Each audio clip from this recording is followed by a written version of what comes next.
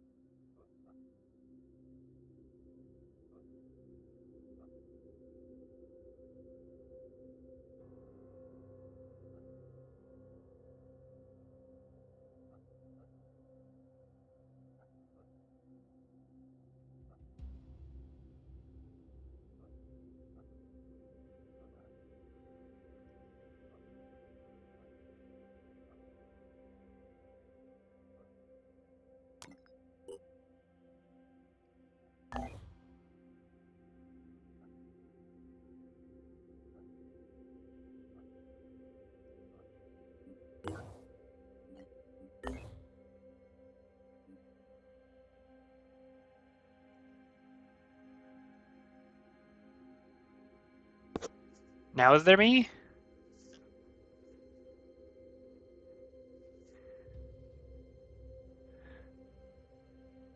Okay. My headset's done. Dumb. It's dumb.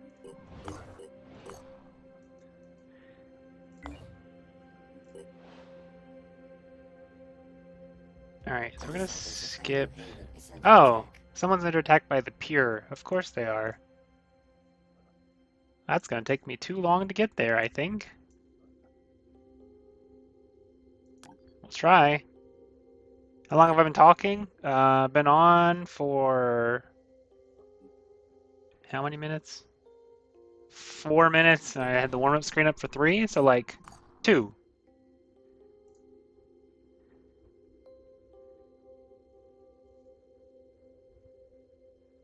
Peak of Brute Evolution. Must be near the end of the game if it's a peak.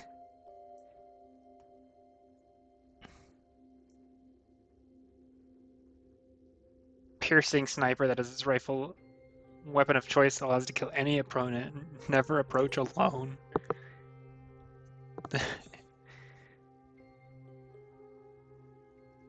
New Jericho piercing sniper rifle. Pierces 50 armor. In other words, you just die. Have weaponized a Pandora virus mutation. That sounds fun.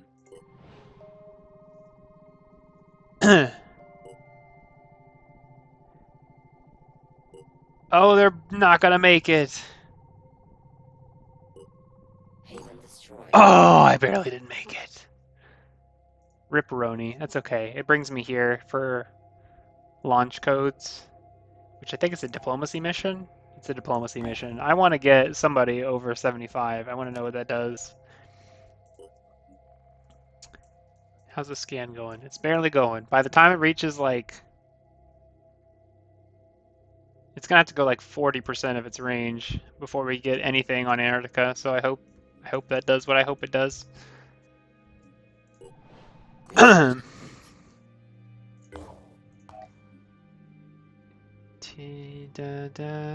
Research the spawnery. Research the fireworm.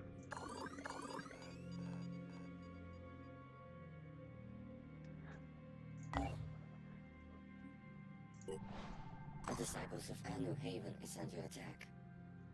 Well, I'm busy.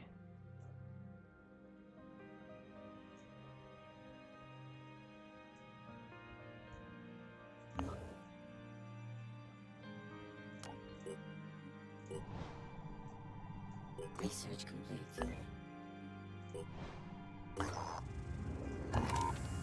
Alright, we're gonna extract the boy.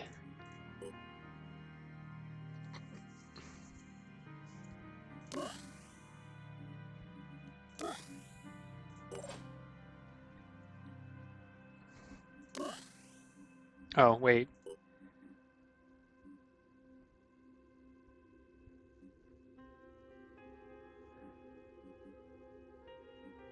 Eh.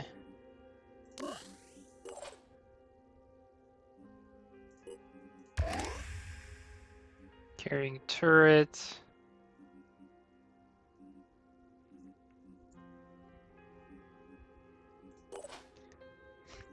I also don't have the new Fire Emblem, but I can suffix that with a yet.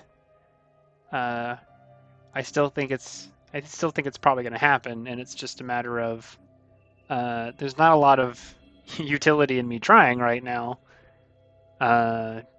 So, ooh, that's a lot. Okay.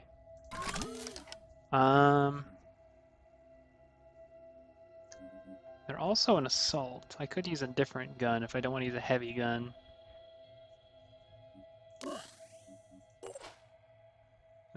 Well, there's other people with heavy guns, so maybe I do use an assault rifle. But I don't have any ready that are actually good. I have to steal somebody's.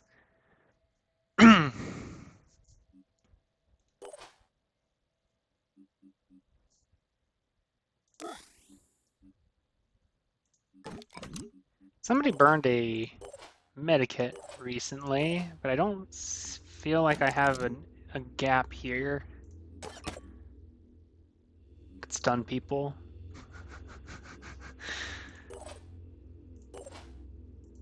Yeah, I don't know.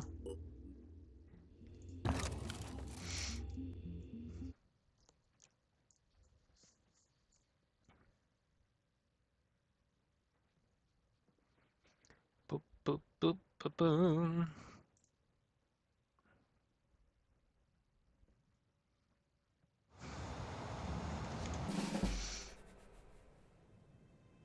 Alright, so this one, Hey,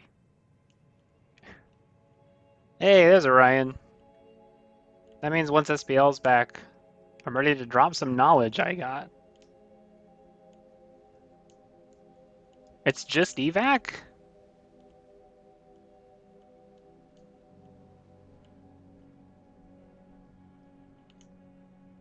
There was a thing that was like, get a person out. Ah, I already have the person.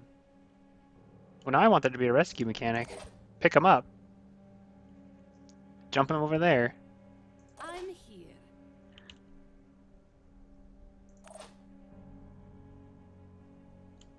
Okay.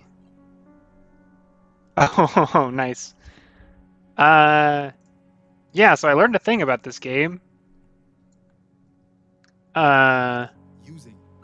So all those missions with the automata, the ones that basically kill me instantly and they're really dangerous and threatening and they gate off those materials, those are all DLC. They're not part of core game. And also, people don't like them very much. Understandably so. So anyway, we've done like 5 of those. Yeah, they're not important at all, so we're gonna probably ignore the rest of them. No time to waste. Because yeah, there's just not a lot of reason. I think so. We're definitely not getting good stuff on a map by map basis. So then the argument would be, do you get good stuff overall for interacting with that system at all? And the answer is no, you don't. Let's make this happen. So with that in mind, I'm just gonna not. So that got me thinking, what does all the other DLC look like? Do people like it? No. Nobody likes any DLC for this game. Which is kind of sad. Because, you know, if it's good, I want to do it. And if it's not good, who cares? Don't touch it. And, so, with that in mind, I probably won't play this game again after I get done with it, because, what could I add to it except for bad things? I'm just gonna leave that guy alone. We'll catch him off guard next turn. Ooh. Ooh, don't like that. He's in the wrong spot.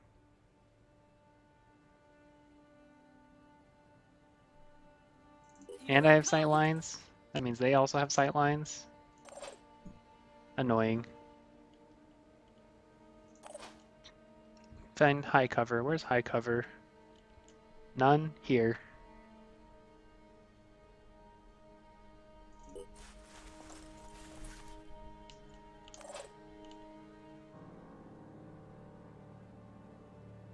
Rolling out.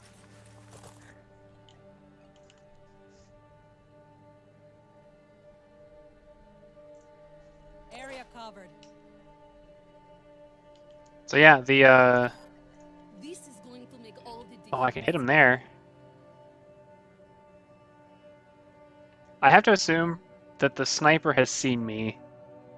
'Cause if they haven't, they will see me pretty quickly after they start. Okay.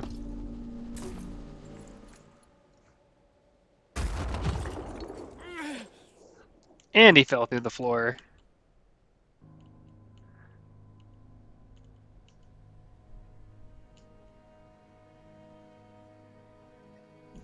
Which I guess puts him out the Overwatch code. Maybe that was foolish.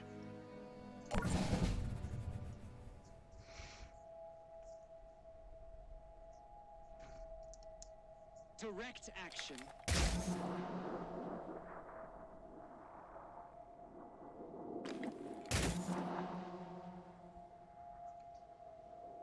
Is he getting hit or no?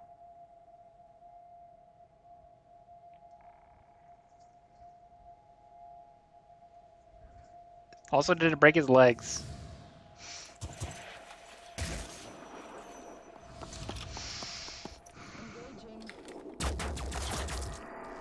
Wow, they went straight for the VIP.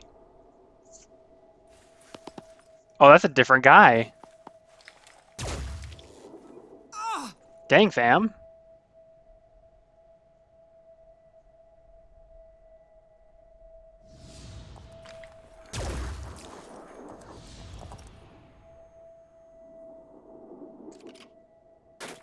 Engaging.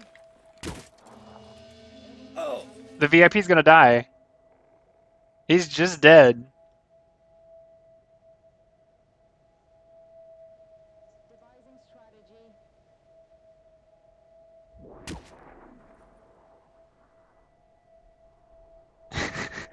I put him in the safest space available that wasn't like behind the fountain and he's dead.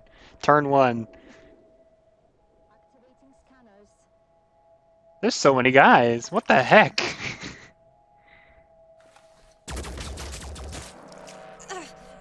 Shoot him back.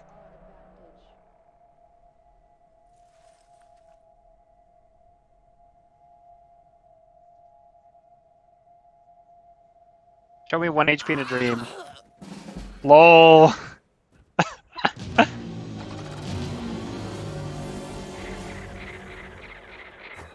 That's a first.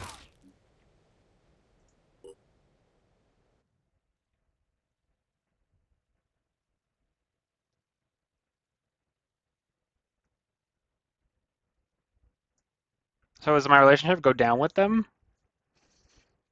I don't feel like that's my fault. I was supposed to expect there were 8 guys right there. Another attempt must be made at a later date. I mean, the guy died. You're legitimately telling me I could do that mission again today? I'm gonna heal my people first, but that's kind of insane. Yeah, new guy.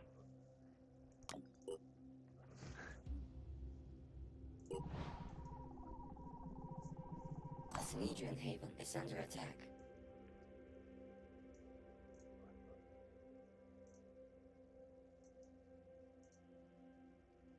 Yeah, I'm heading that way anyways, but they're probably dead. Research complete.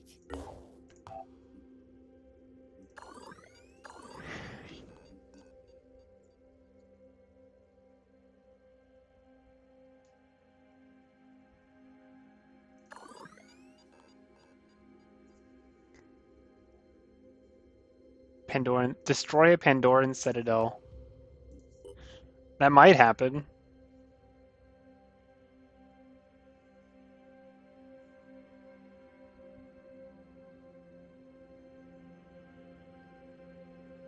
That's a really weird spread of thing. I don't think I care. Yeah, these guys are so dead. Hang on, we're gonna try anyways. Research complete.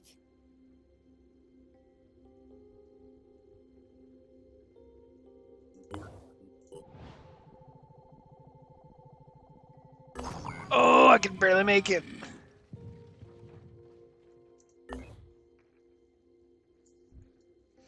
Saving your butts.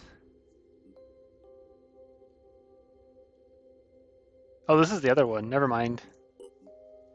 Never mind. This is a different save.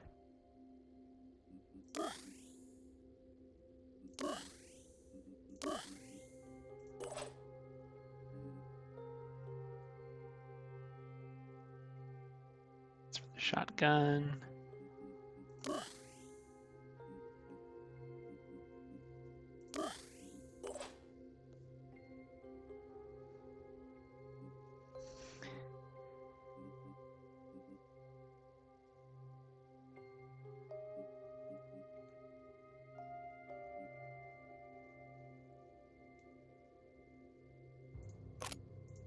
Changing out her pistol because she's always doing barely too little damage on the little guys.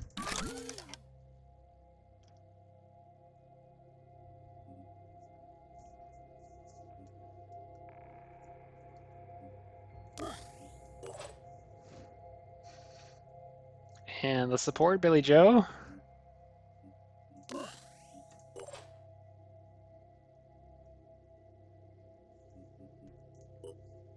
Oh, there's one more. Never mind. Get back in here.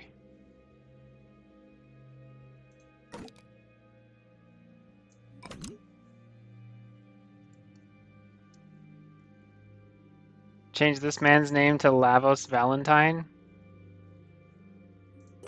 Which one? Oh, you're talking about the new guy. The new guy. Yes?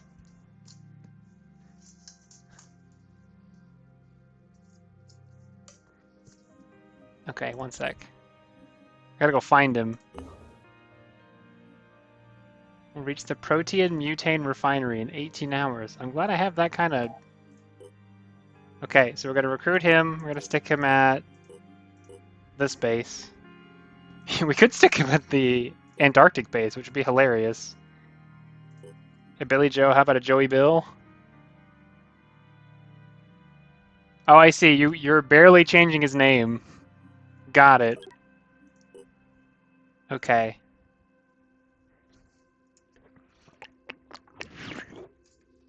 There are some people we haven't changed their names yet, so it is allowed. Like this guy. This guy's never been updated.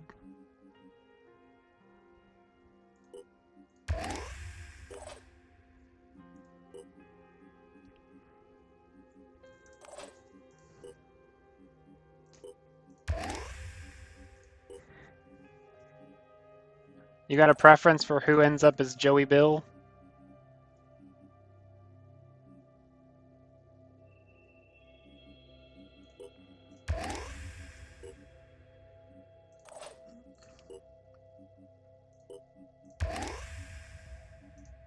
Someone who looks exactly like Billy Joe? Man, I don't remember what Billy Joe looks like.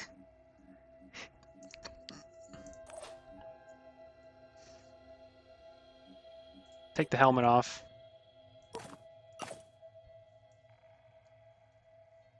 Billy Joe's a blonde-headed woman.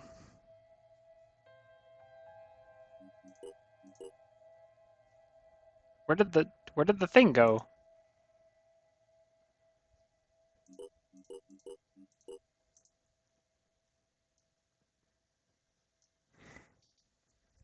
Okay, Billy Joe's an assault sniper. Where did the helmet go, though?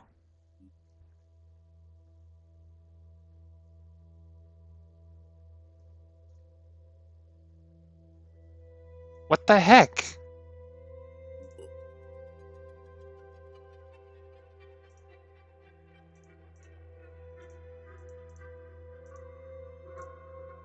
There it is.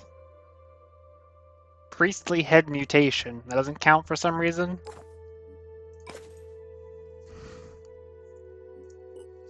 Okay, so here.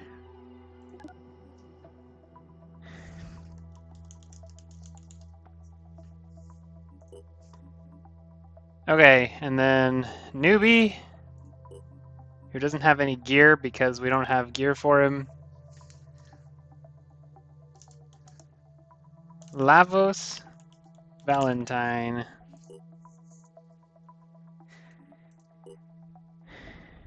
Okay, now we do the mission.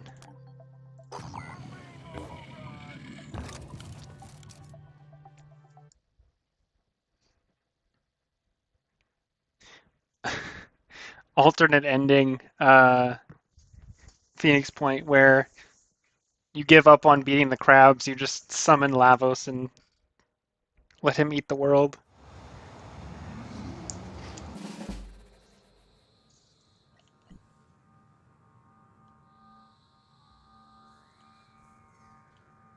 Champion, there's some structures.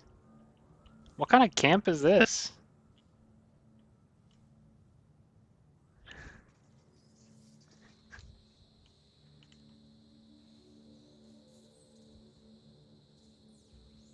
I'm on the move.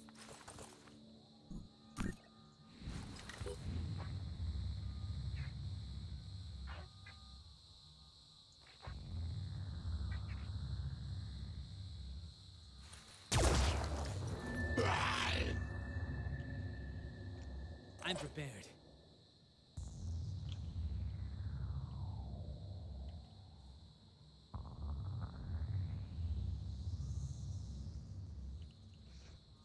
Ready.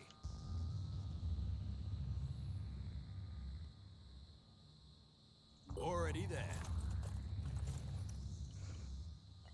Oh, I've right. got this. He really should use a PD dub.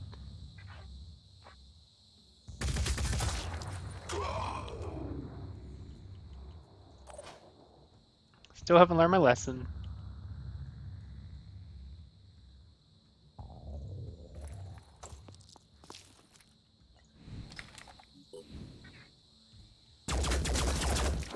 Hostile injured, but alive.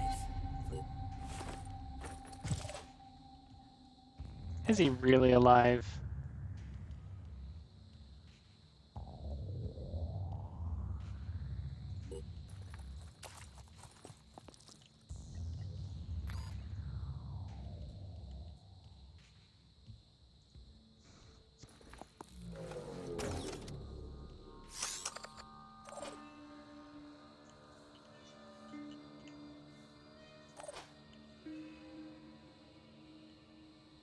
Oh, I should have used Frenzy. That'll be next turn. Moving in. Anyway, circle back a little bit. So, the reason that people were upset about the thing, besides the fact that you die really quickly, is that you... So, there are Ready, willing, and able. 3 different materials. They all have the automata thing. Yeah, so there are 3 different materials. There's like 5 or 6 sites each for the materials, where one of them is the refinery and the rest are just the material itself. And you have to set people at every single one of them that you want to actually get the materials from, which means you have to invest in vehicles.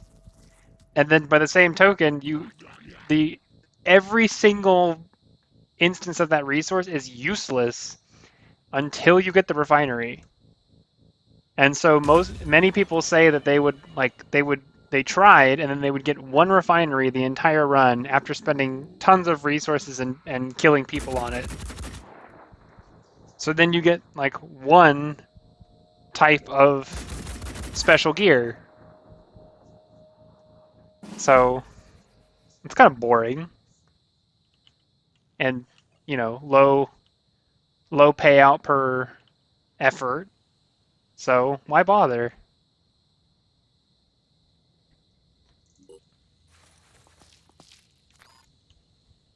Come get some! Explode.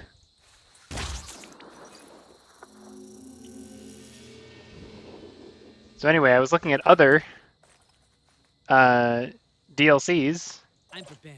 and they were similar. They were like, gives this mechanic, there's a huge upfront cost for using the mechanic,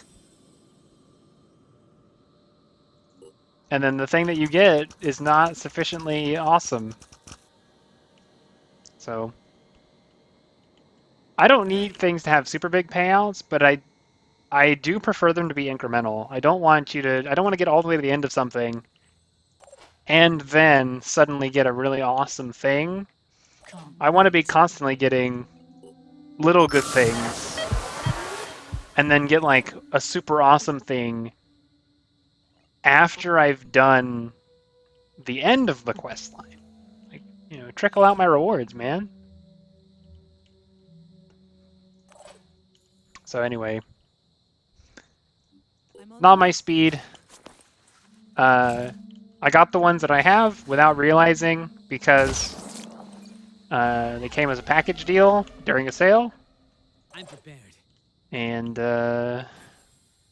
yeah, not inclined to get any more. So congratulations to Phoenix Point.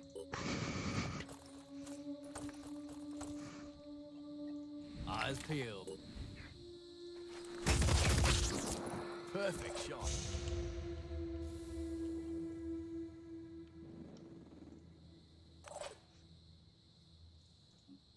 Can't wait. Can I hit the spider guy?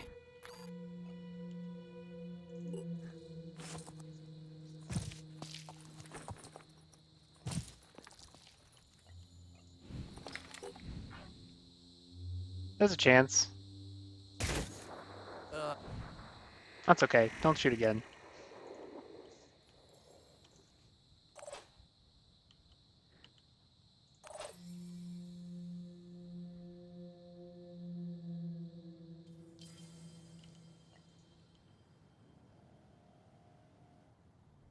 Check this out.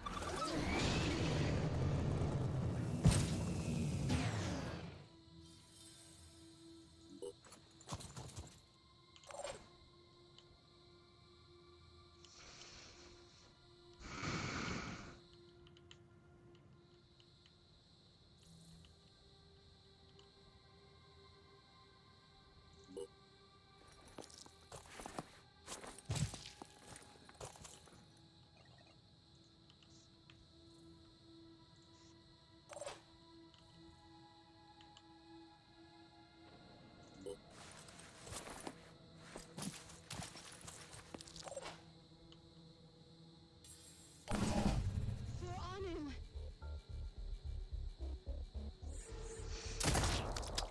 Never get in the way of evolution.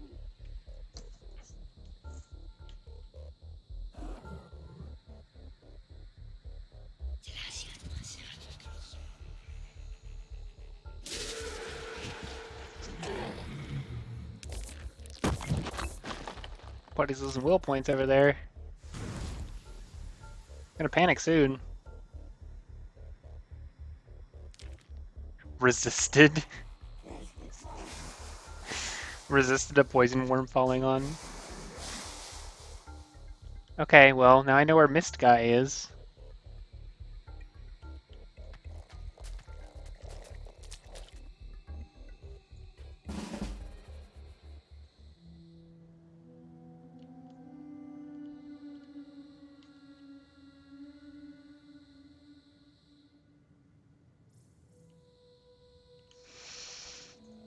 Nope, nope, nope, nope. Shoot. Ready to engage. Honk.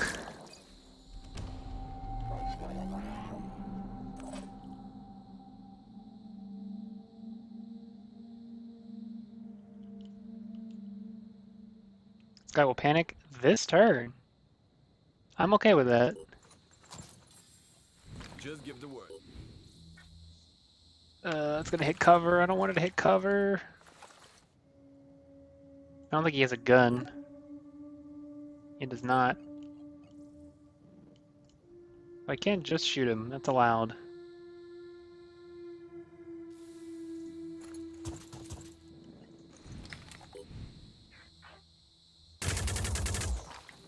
Zero hits? Okay. Ready, willing, and able.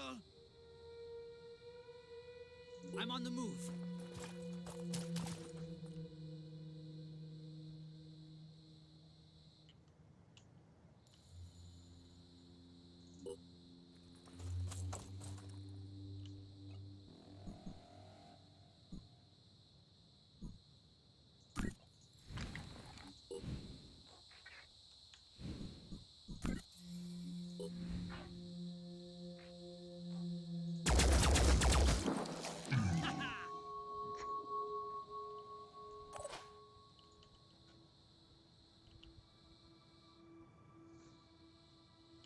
Seems like a dangerous route. I don't like that.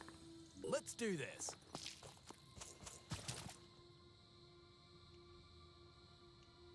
Any older Effie's gonna get remade? I think they're eventually gonna do them. Do more of them. I think they're finding there's too much of a cash grab in it, or there's too much.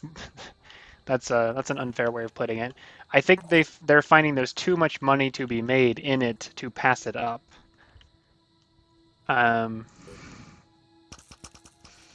So yeah, the next one on the list, if they go chronologically, would be Holy War.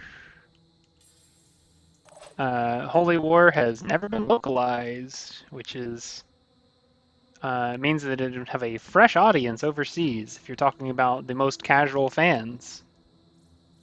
And so that would be the next one on the token, or the next one on the list. I think that if you're gonna do Holy War, you might as well do Thracia. Personal opinion. Just because they're so tightly linked, you'd be remiss to do one and not the other. I'm prepared. With that being said, Let's do this. Finger on the trigger. they are very different. So it's not that it would be easy. Take that. And it's not that you would do one and then be you'd trivially do the other. And also, Holy War is going to get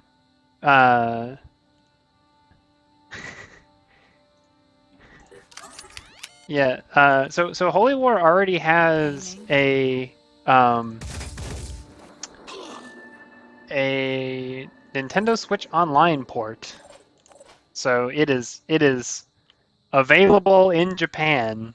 It's just not available here. So there's your credible evidence against going for a remake of that at this time.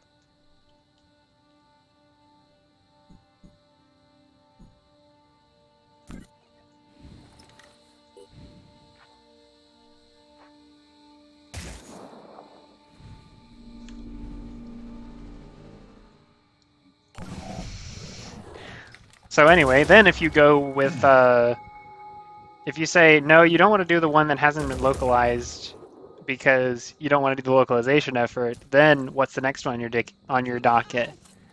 Well, you immediately exclude the next two, so then you go back around to Binding Blade. Or, sorry, you go back to Blazing Sword. 7 is called Blazing Sword.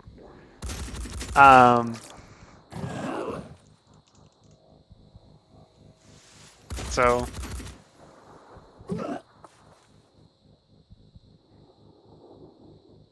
you get into some whack territory if you start remaking GBA games, though, because the Game Boy games are so well loved and they're also relatively accessible. And some of the elements they're known for are like their animations, not strictly things like gameplay.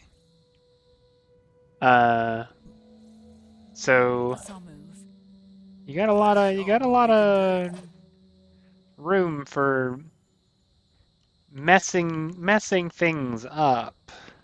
You kind of need to account for. What's the plan? Do I not have a grenade launcher on this team? I don't. I don't have a grenade launcher on this team. Grenades are so good. I should shuffle my other team so that I bring one of them over here.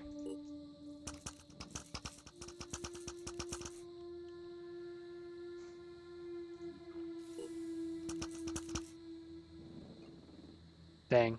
So close, and yet.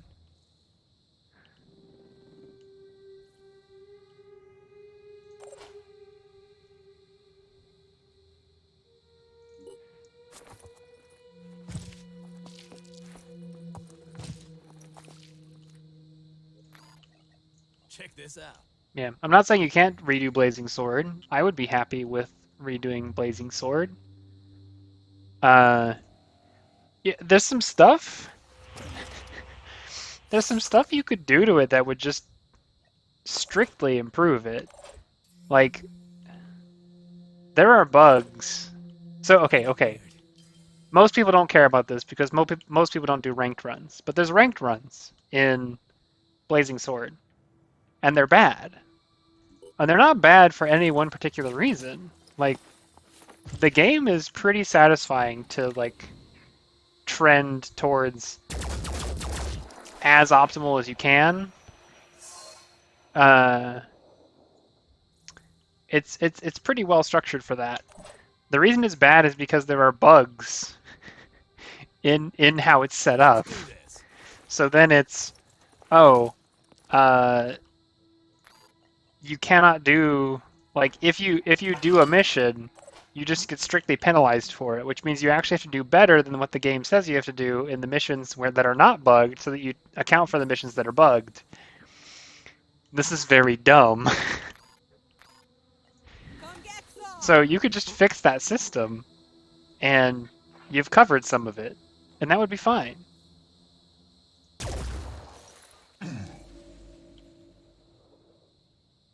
I'll be right there.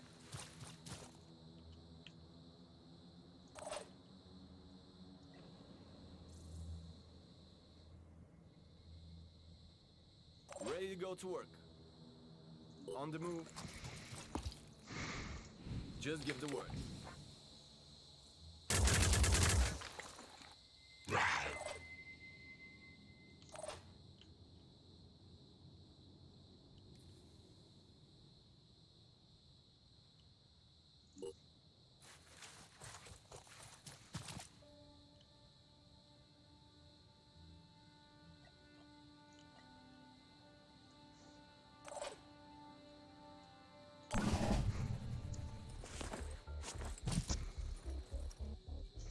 Humanity will be saved. Never get in the way of evolution.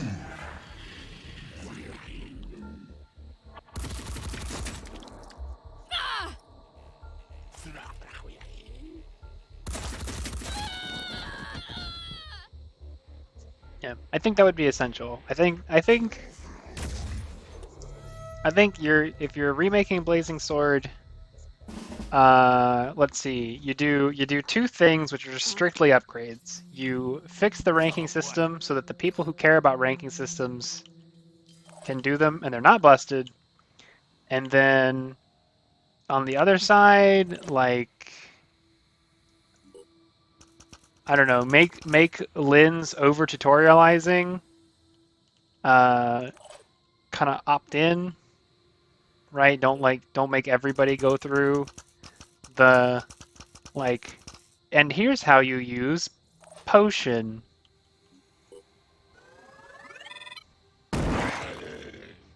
Or, you know, vulnerary. I've been playing some Final Fantasy, folks.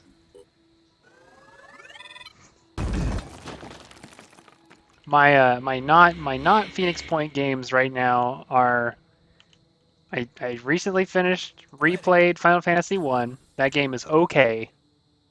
It's unremarkable by present day standards. It's totally fine by NES standards. I guess I did play the GBA version of it. Um, and Here. yeah, so then I started playing Final Fantasy II again, which is the one that I remember hating the most out of 1 through 6. 6 is my favorite, and I like 4 and 5. And then 1, 2, and 3 I just don't really care about, but 2 is the one that I disliked. So Ready. I'm basically being like, okay, has my opinion on this changed at all? Do I remember it poorly? I really don't remember it, to be honest. I went through the beginning of the story and was like, yep, I don't remember this. Dang, fam. So, you know, maybe that indicates something. Already there. But yeah, so my thought was, you know, I mean, I'm not spending a lot of time on this. I'm like Problem solved. playing it on breaks at work, and I generally work from home now, so it's not even that often because I have other things to do that are not Prepared. play Final Fantasy II. Rolling out.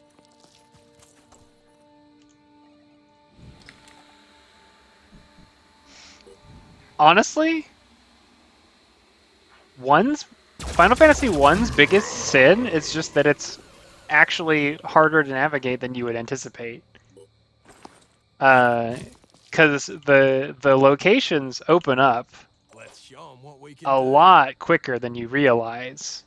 So you can just kind of wander, and if you miss a specific thing, then you're like the next 2 or 3 places you go are worthless to you. So that was a fun rediscovery. It is a good version of the game. That much is certain. I've got this. Waste of ammo. Moving to coordinates. But yeah, it's pretty easy to miss some stuff, I'll be right which I think a little bit better signposting would do it some wonders. And also, it's like, you know the thing where people say that, oh, Final Fantasy / RPGs, those games where you press attack a bunch and you win? Final Fantasy 1, that actually does kind of apply. For a lot of the encounters, you can make everybody attack and win. There's also like completely valid parties, like monk white mage, where you basically mash attack and win the entire game.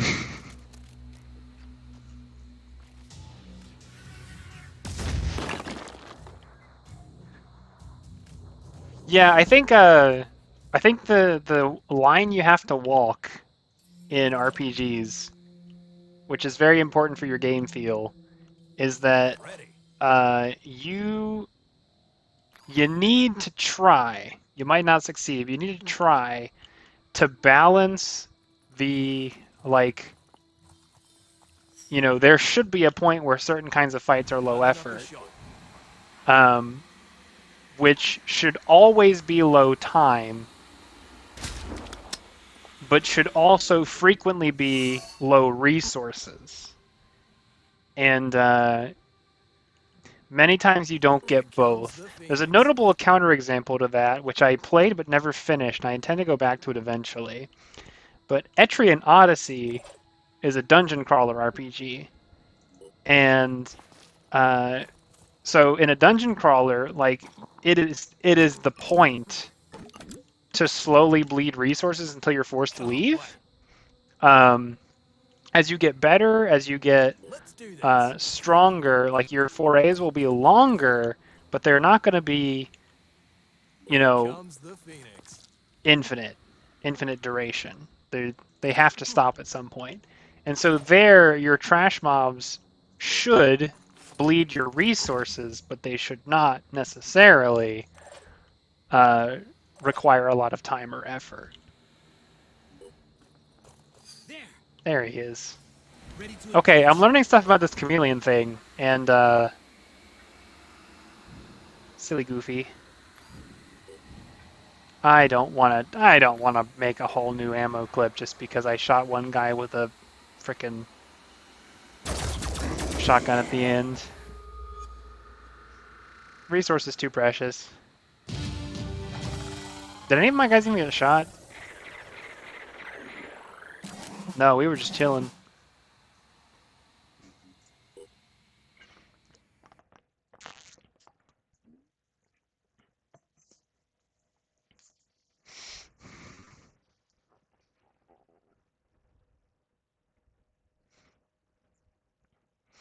But yeah, Octopath made your damage most of the time There are some who less, like, lower than it needed to be, so that you got a big benefit from breaking, relatively speaking, which is fine, except for you go back into a trash mob and you have to go through the whole break process again, even if you're well above it. For that matter, like, I'm not really a proponent of this generally, but an Octopath-like system might benefit from the like Earthbound or Persona 5 approach of you strong enough, you win the fight without trying. You're too far above, don't waste my time. Of course, another way that you would fix that is you don't have to fight trash mobs anymore because the enemies are in the overworld and they run away from you. It's a valid pattern. I know there's some pushback on stuff like that lately, which I think is kind of interesting because, like, you can do random encounters well and nobody will complain, and you can do on-map encounters poorly and everyone should complain. Oh my goodness, second time today saving somebody at 1. I don't remember something in Bravely Default. I remember... Let me think. So Bravely Default did allow you to just turn the encounters off.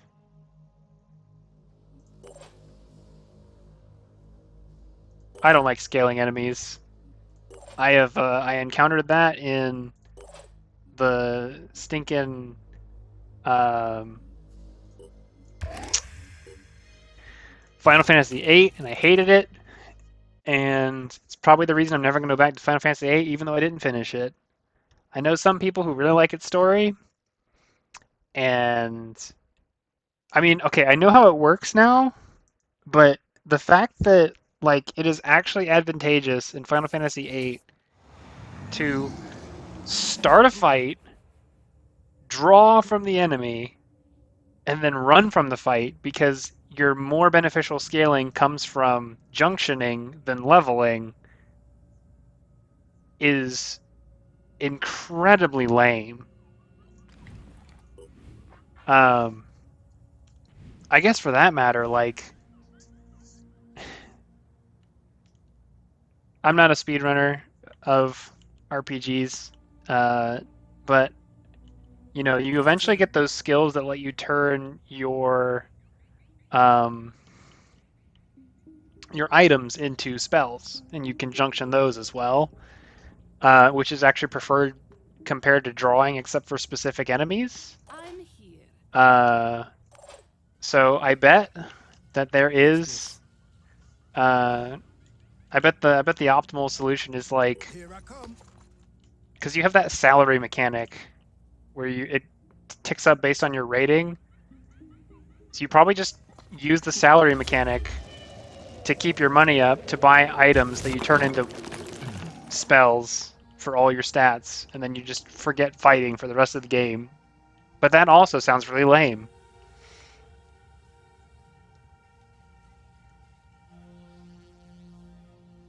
Let's do this.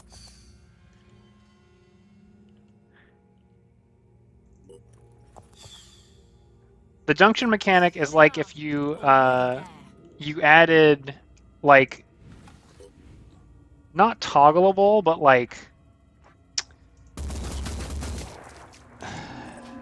adjustable stat bonuses based on which summon you had attached to a character. That's basically how you should look at it. It's very interesting.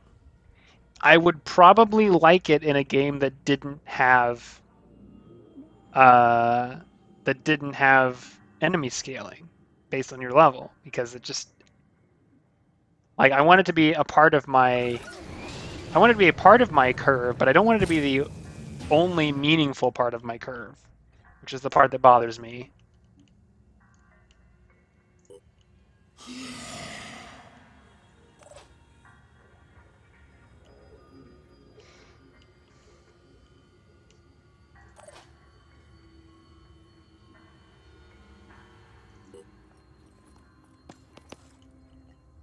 I can throw a turret now. Let me throw that turret. Unpacking. Whoosh. Is it fair to say tornade? Is that stupid? I want to say tornade. Gotcha good.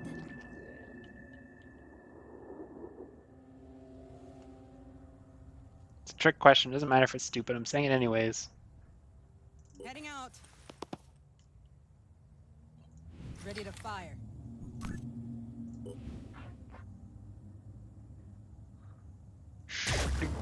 Dang it. Shot went wide.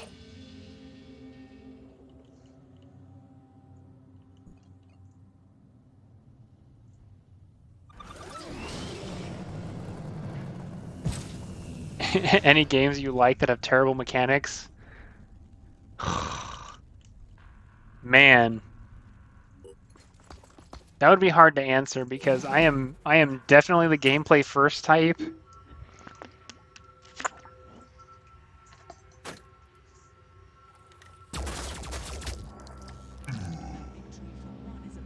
Who man.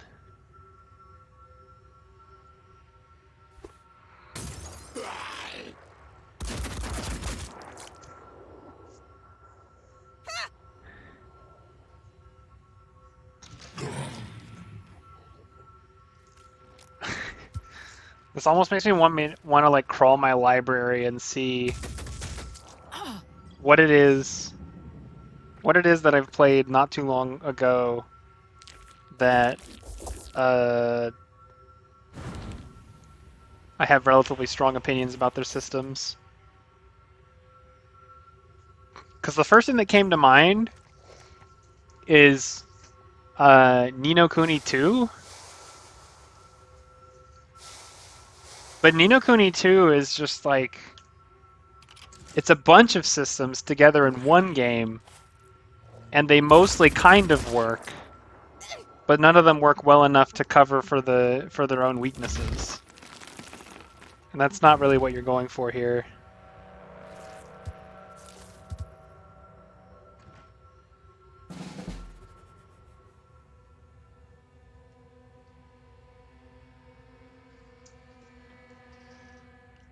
Have I talked about Ni no Kuni 2 before? Wow, I can't reach any of them? Is it? It's under the cover, that's why? I'm here. Golly, man.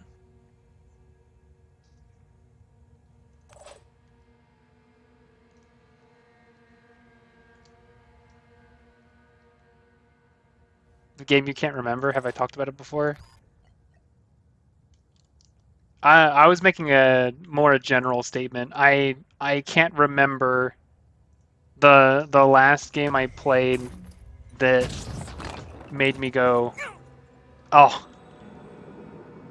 that one mechanic.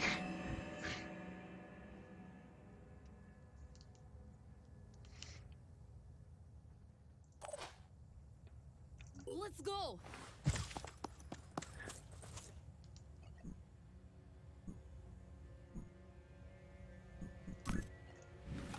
A lot of times I'll just be like, I think this is mediocre and move on with my life.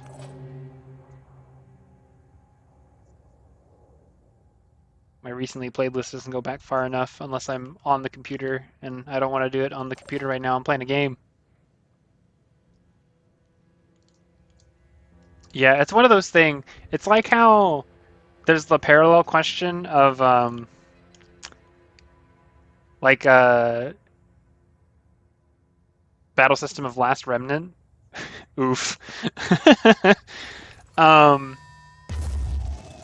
I've definitely played some games with some poor combat mechanics. But again, like as a very strongly gameplay first type, if I think the battle mechanic is poor, your story is not going to save it for me. So I'm just going to stop, and I'm going to tell you at the end, wherever I stop, that I think your game is mediocre and or bad. Receiving loud and clear. So, but yeah. Anyway, to finish the thought, there was the question the other day or a couple weeks ago that was like, you know, what's that part that you don't like about your you're just tired of your favorite game, and Enemy hit. like for example, Livy said the statue puzzle in front of the Temple of Time in Twilight Princess, which I think is a valid answer. So, so yeah, you're kind of asking a that style question of like, what's that system in that game? It's a mechanical system as opposed to like a story beat or a puzzle you don't like.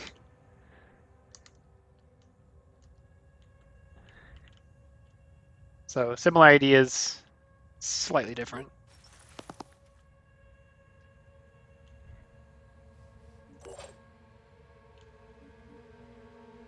Oh, you know what? So I like conceptually Valkyrie Profile. Valkyrie Profile, you drop the premise of Valkyrie Profile on an uninitiated. It sounds kino. It sounds awesome. There's a character that's going around collecting the souls of the recently deceased to be warriors in the battle between good and evil at the end of the world. And so you go and you find these warriors, and they're like in their last moments you do X, or in the first Valkyrie Profile you just see them die in a cutscene, and then you go find their body or their token and then get them. So it's not like it could be better executed, but so there's like that part of it, right? But the concept is super strong. Like I would pay to be on that team. Like I would pay to be the director on that game, because that sounds phenomenal. It has huge opportunities associated with it. It is horribly flubbed. So it would.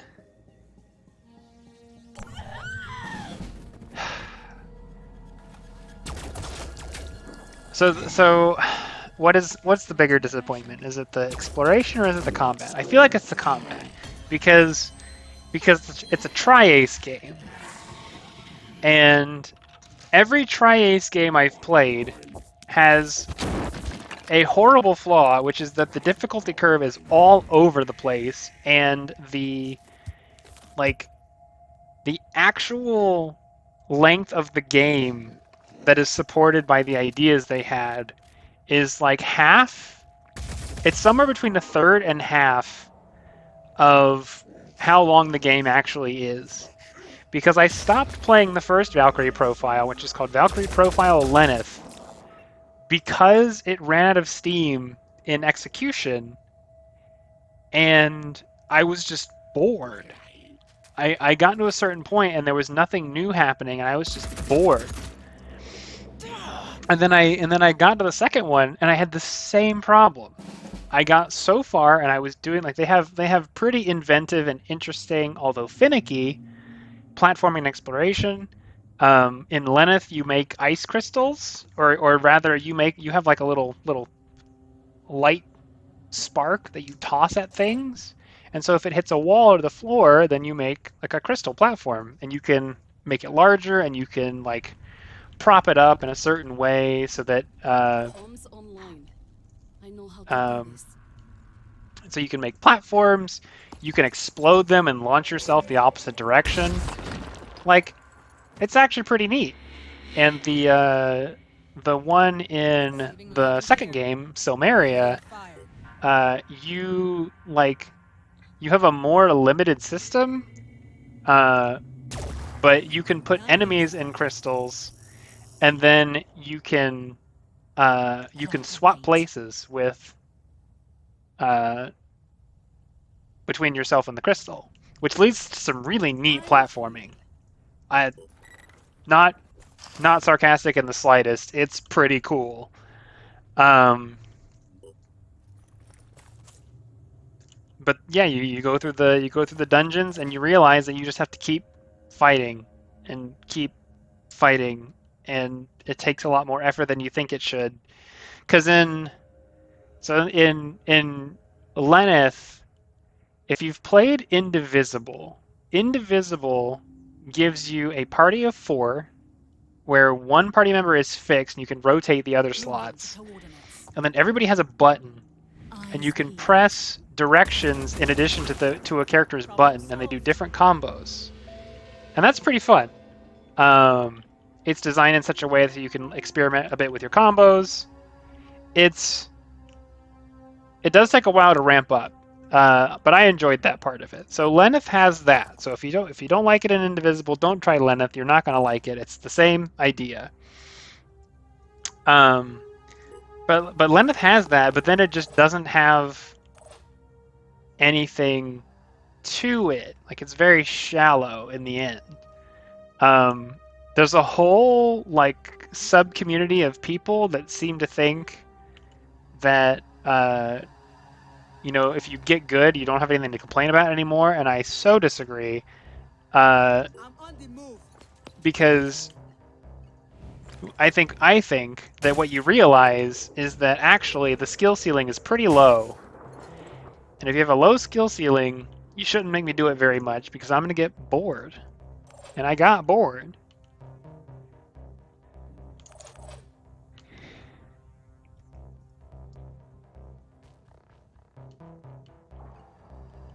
Yeah, it's basically that.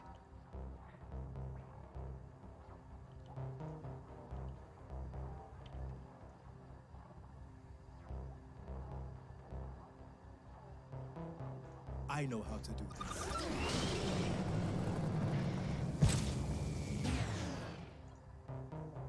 Oh no. Oh no. I committed this move based on a thing that isn't real. Guess I have to shout.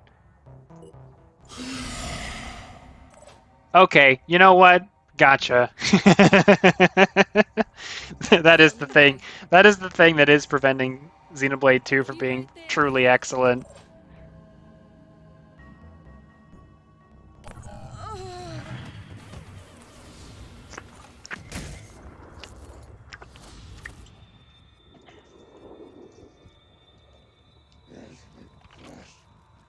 The way that Torna is so much narratively and mechanically tighter than base Xenoblade 2 can basically be tied down to the field skills.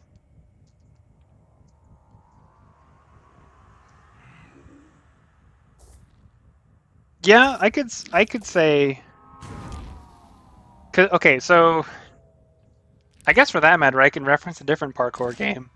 So I enjoy Super Cloud Built, which is a parkour game. This parkour game has like a totally pacifist route where you just do parkour in kind of a sandboxy environment, and it's pretty cool. I enjoy it. Gotcha. there's like a boost mechanic that you can get pretty proficient at and do like silly wall jumps. You can like lightly adjust your speed as you're going up and down walls. So you can kind of like adjust your arc along the wall, I'm repositioning. which is kind of like, Acquiring target. well, for that matter, it's kind of like Titanfall. Um, so there's that part to it, and it's pretty fun. It has two other routes, and one of them is the combat route. And to be completely frank, For action. I don't think that game was made for combat at all. Not in the slightest. It just doesn't feel like it meshes for me. And when you get to some of the later maps, the later like combat focused maps, I mean, it's like you're running along a wall and there's no like tweaking your speed or your fire rate or your aiming at like a micro level. You got to do everything at speed, which demands that you get really good at a thing you didn't have to get good at for a good part of the game. I'm not saying it's completely without merit. I'm just saying it's very much not my speed, and I would have been on board with like shooting switches as you run to flip gates. I would have been on board with like a couple of other possible paths of incorporating your gun. But to me, the combat elements of Super Cloud Build are the weakest part of them, bar none. I think it detracts rather than adds to the game. I haven't actually really. I don't think I've spoken with anybody about Super Cloud Build that I didn't introduce to it. So I don't actually know if that's an uncommon opinion or not. But that's my general thought on it. I would rather it was slightly different. Okay, I'm gonna have to. Yes. Do I want to hit the fireworm? That sounds dangerous. Maybe I just hit it with the laser.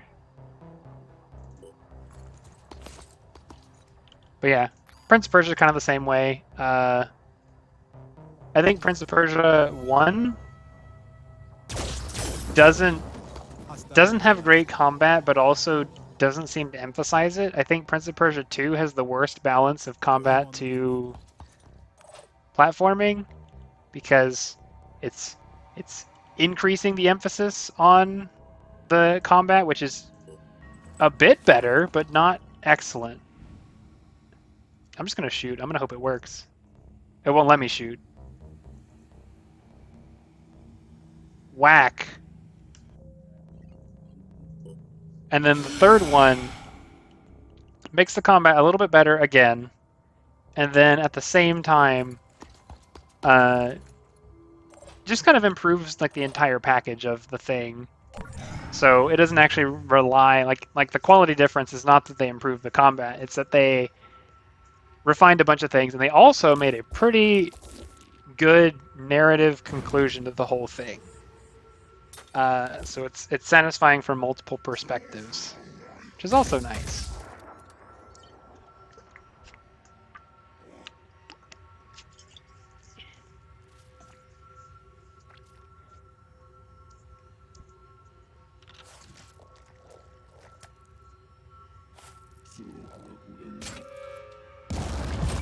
Ooh.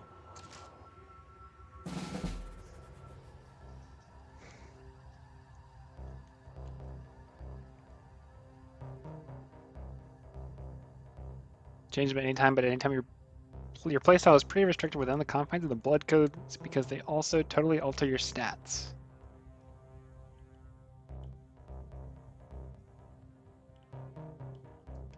That might be okay for me.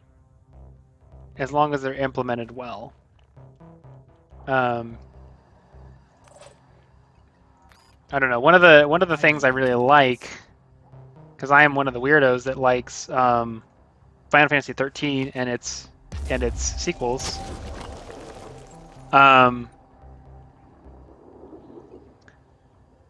So I really like the paradigm system from 13, which is, you know, you're in the middle of a fight and then you swap your entire party's sets. Don't do a strength build because you get 2 weapons. Oof. I got a visual.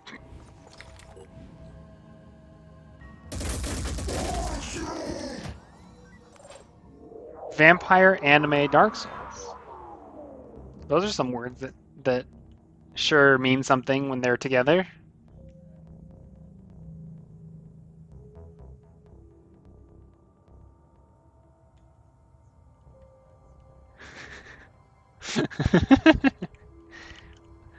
That's maybe a little bit of unkind way to phrase it. I get what you mean. It sure conveys a thing.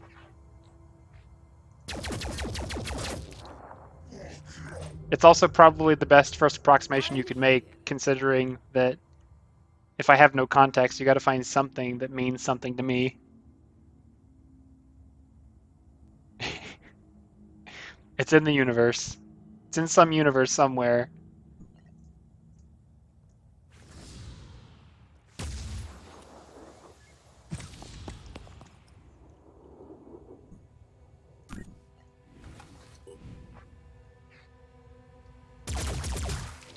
Zooming in.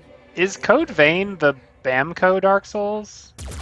Are they the ones that made that one? Confirming target. Pop out of that wall again. Do it. I dare you.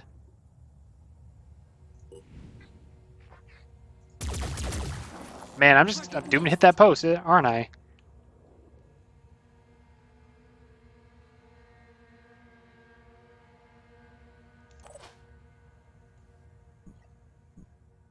Bamco, okay. I think one of my siblings played that one.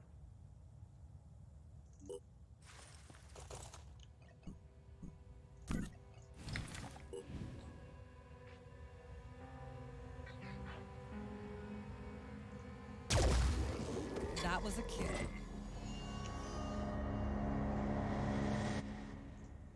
No time to lose. Ready to engage. Perfect shot. How many dudes are left?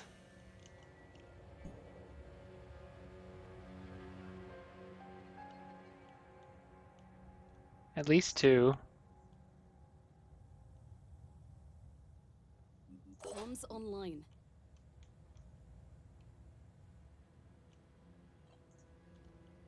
Can jump back up top and then shoot a grenade. So not really. I know how to do this.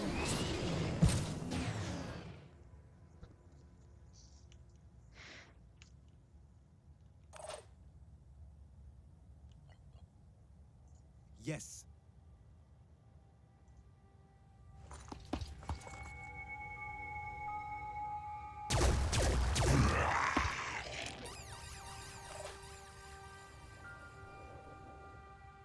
Entirely defined by blood code? I see.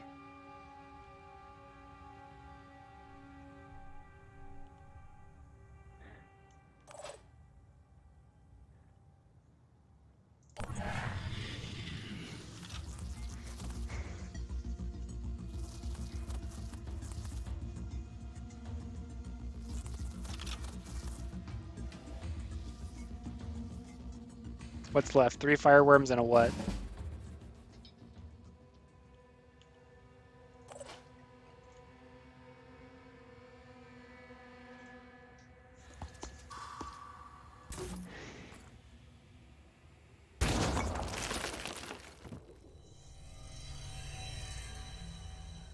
I can make Not doing great with my grenade accuracy this map. Check this out.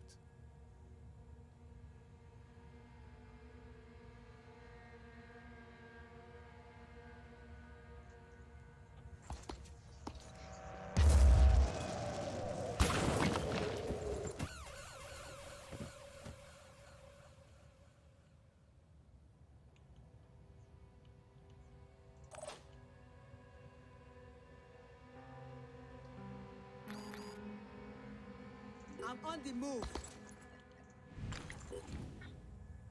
That was a long shot anyway, it's fine.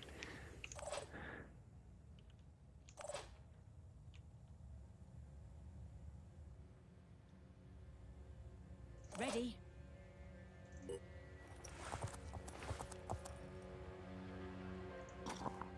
I don't know why, but I was reminded of Project Cross Zone, which is not a game with one bad mechanic holding it back. It's just a bad game. But, Let's do this. you know, I can't fault it really. It led me to a bunch of other bad games.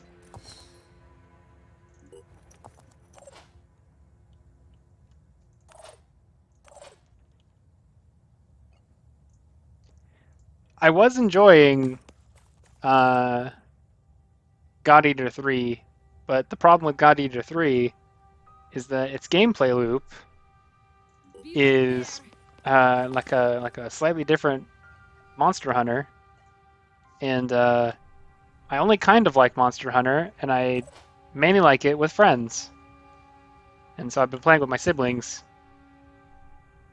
It's the same universe as God Eater? Well, that makes sense, I guess.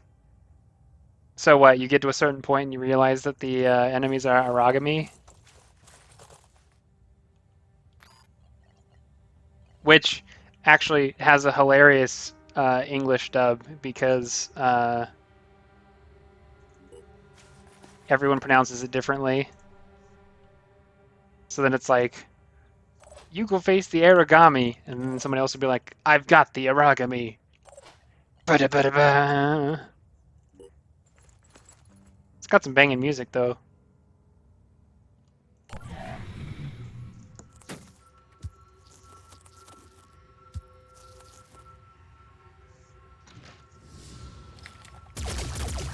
Oh, come on, you only have to hit one more time.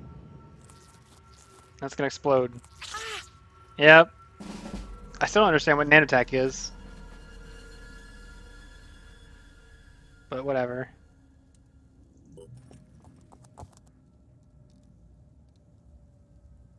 You get to see past it and see a monster from God Eater.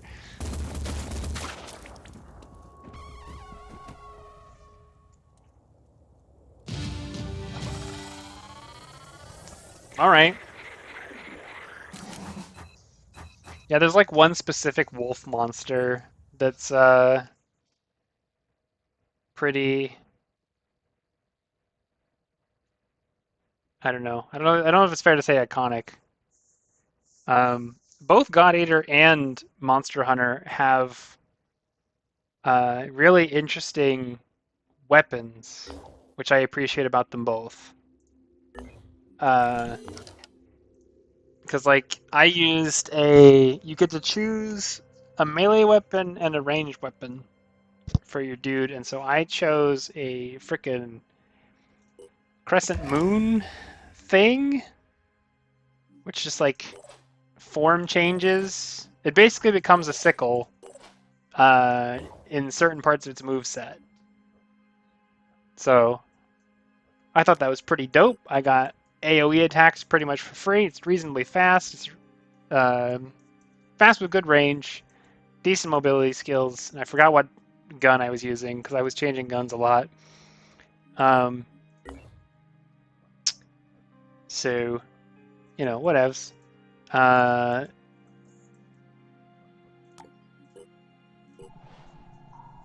But then like,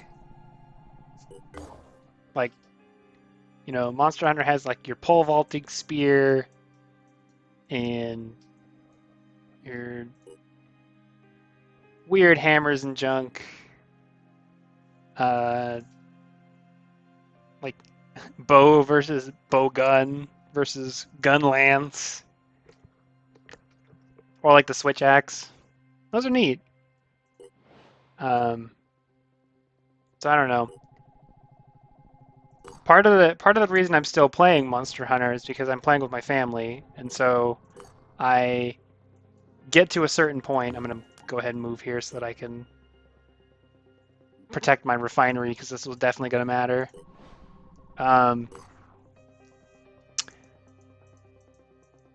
But yeah, so like I have a goal when I start a session with them, so then I'm kind of, you know, I have incentives that are outside of me, and then I have like my own like my self-directed incentives as well.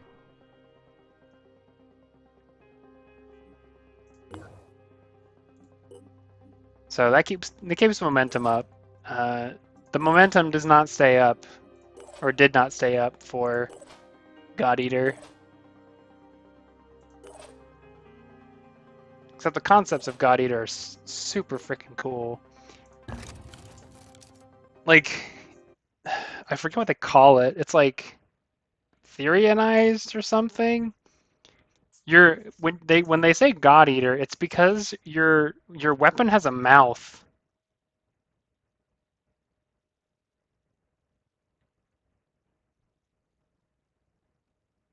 Like you have a one of your triggers.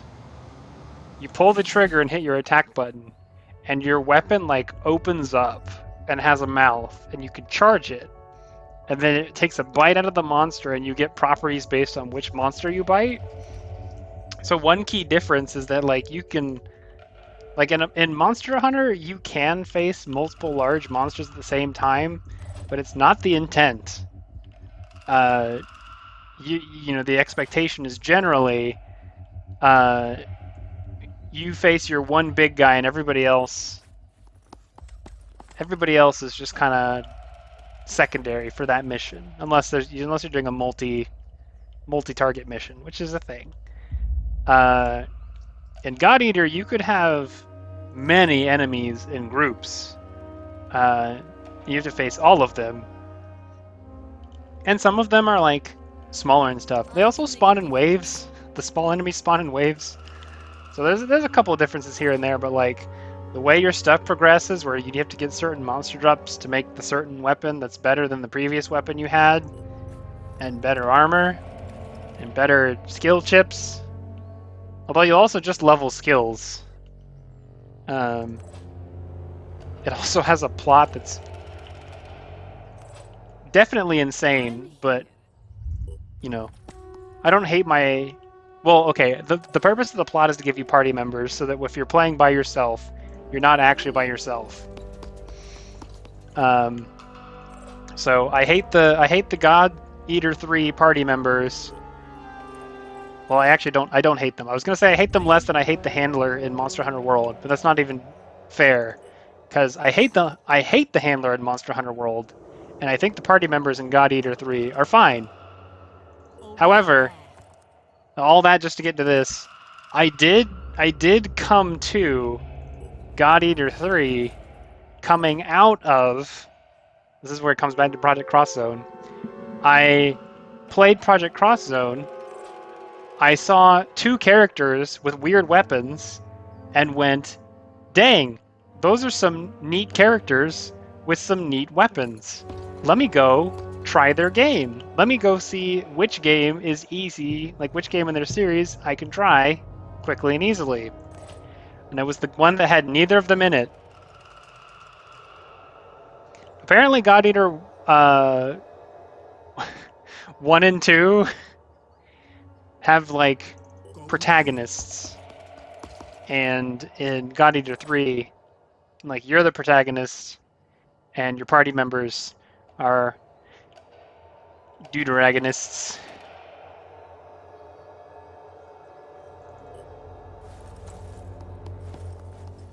Where are the aliens at? There we go.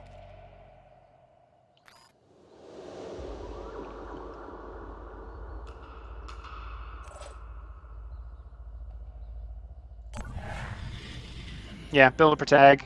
He's even a silent protagonist. And you have like a... Wow, I get the Jawheart music on this map even though it's just these guys.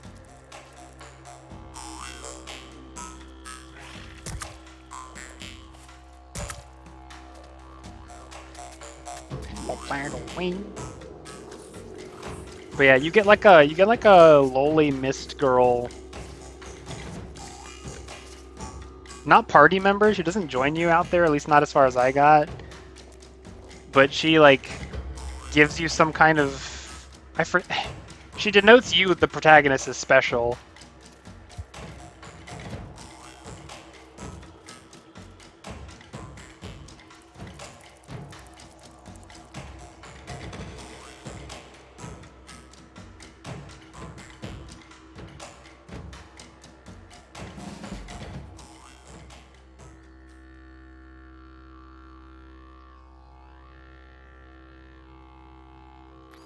I think the Mind Fragger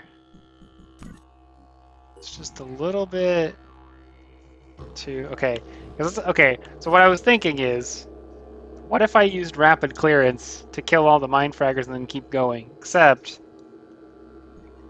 this game isn't insane about what you can get out of each of these, because I would have to use Quick Aim every time. So I would spend 8 to start, and then I would spend another 3 every shot, and I get 2 will points back whenever I make the kill. So as long as I don't miss, I could keep going and spending 3 on repeat for -1 each time. Eh? I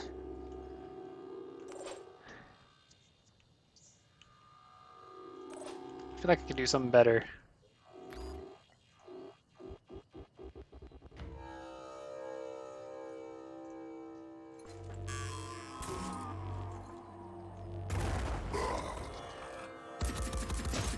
Anyway, I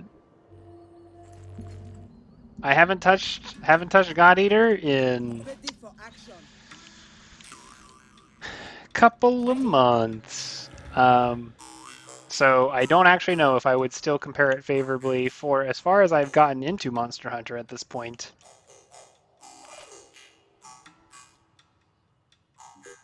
Potentially notable caveat to everything I just said.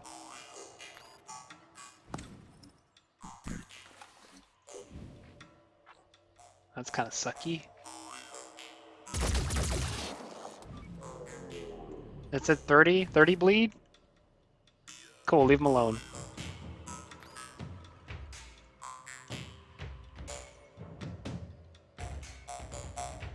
That's no line of sight. That sucks.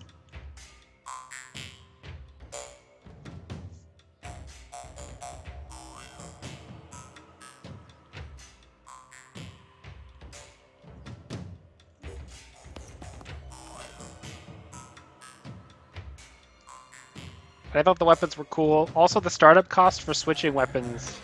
Well, I guess it's not fair to say this because I was still early in God Eater. I was going to say the startup cost for weapons is less, but the startup cost for new weapons early in Monster Hunter is like throw a piece of a monster that you've done like, you know, once a while ago, and you'll be good.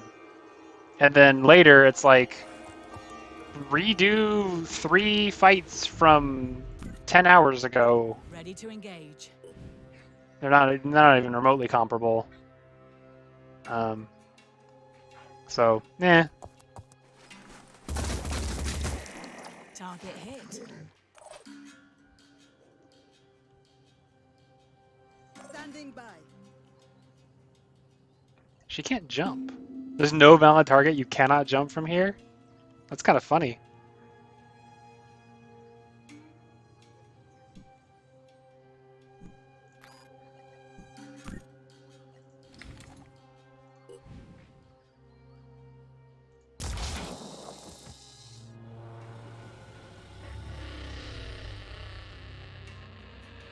You looked up the Origami Mist lolly?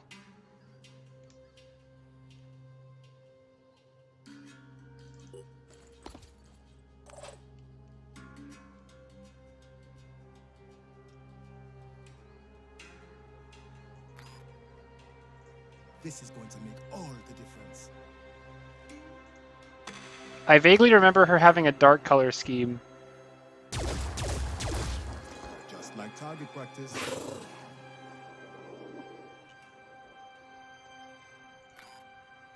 But I don't remember her name, unfortunately. Watch this. Yeah, God Eater 3.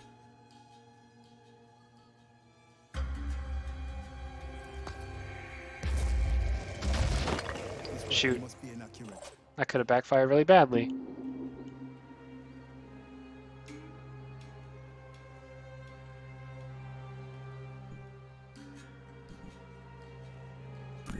Theme? Let me look up theme and I will see.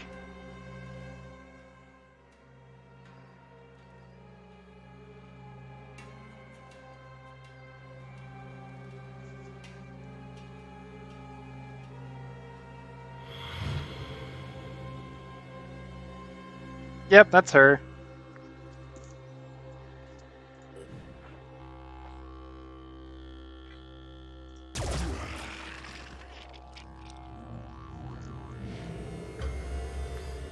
You find her in a crate, and then you adopt her.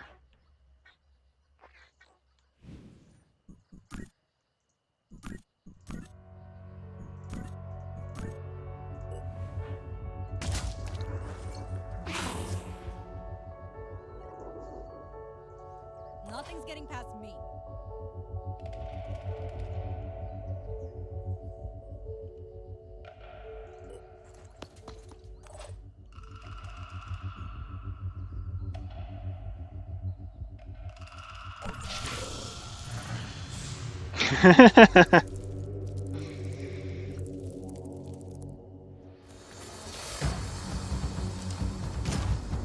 Just perfect.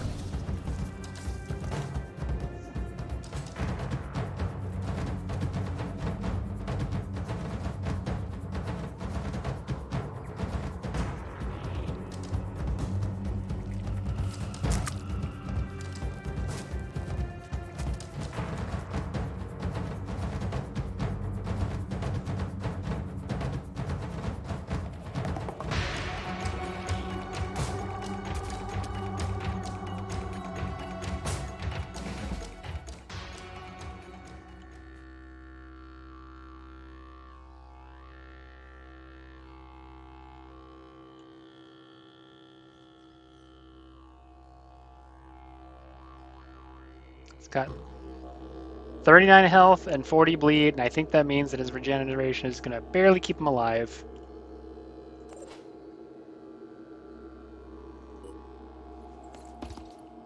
But what if grenade?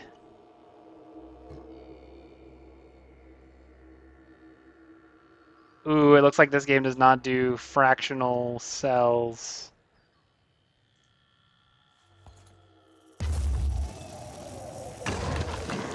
Aisha is the best and also your Discord profile pic. Okay.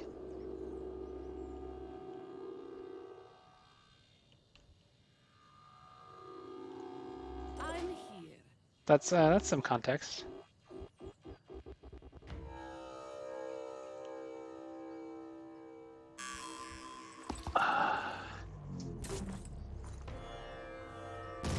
Speaking of characters named Aisha, I reached the handoff episode of Mighty Morphin Power Rangers in my rewatch of this show as an adult. Go ahead and put out there in advance of anything I say here. I can make a difference. Frickin'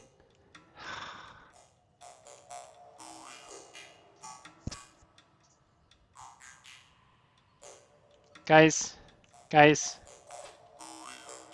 Mighty Morphin was bad. Mighty Morphin was really bad. I was like, oh, it's gonna get better later because it had 3 seasons. But it mainly had 3 seasons because it was successful, not because it was good. Anyway. Target missed. So I've seen now both I got this covered. Sentai shows that those episodes were based on, and they're both markedly better. There's not really a single category that the American version wins on. Aiming.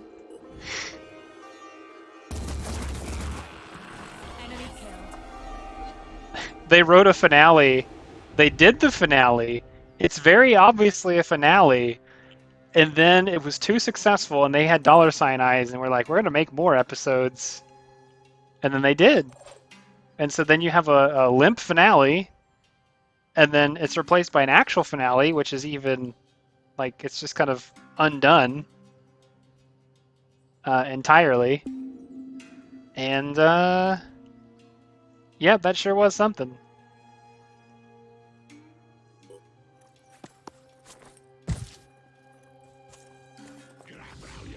Oh, I tripped Overwatch. Wasn't thinking. Well, clean.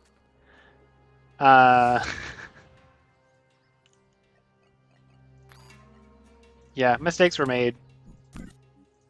So anyways, the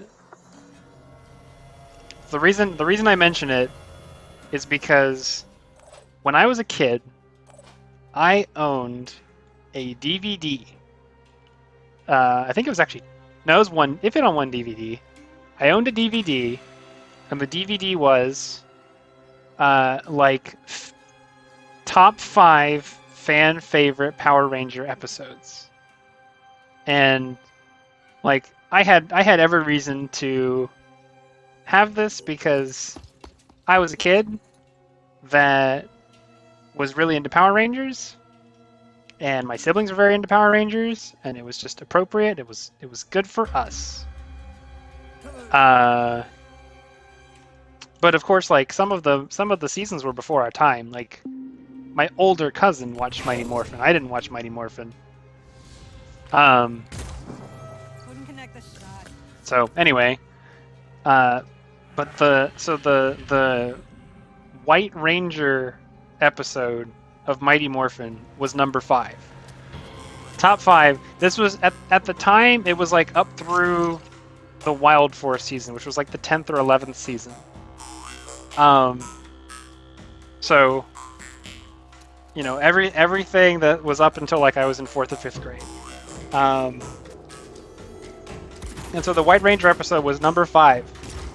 And I have now seen the Sentai episode it's based on. And I know the context that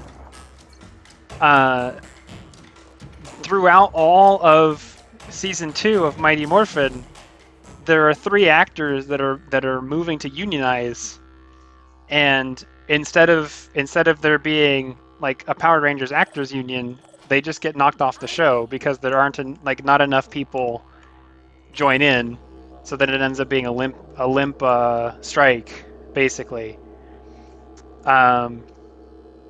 So with that context, I see it, and I see the adjoining episodes around it, and I can see the union external plot creeping in, because I can see that they have to like recontextualize the leadership of the Power Rangers around like the very popular returning character, and I can see that they're positioning themselves to oust the actors who are leaving, and it just kind of reeks. Channel open.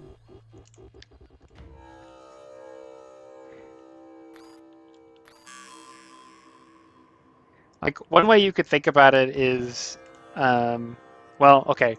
I mean, well, there's other parts of it. It has narrative structure issues.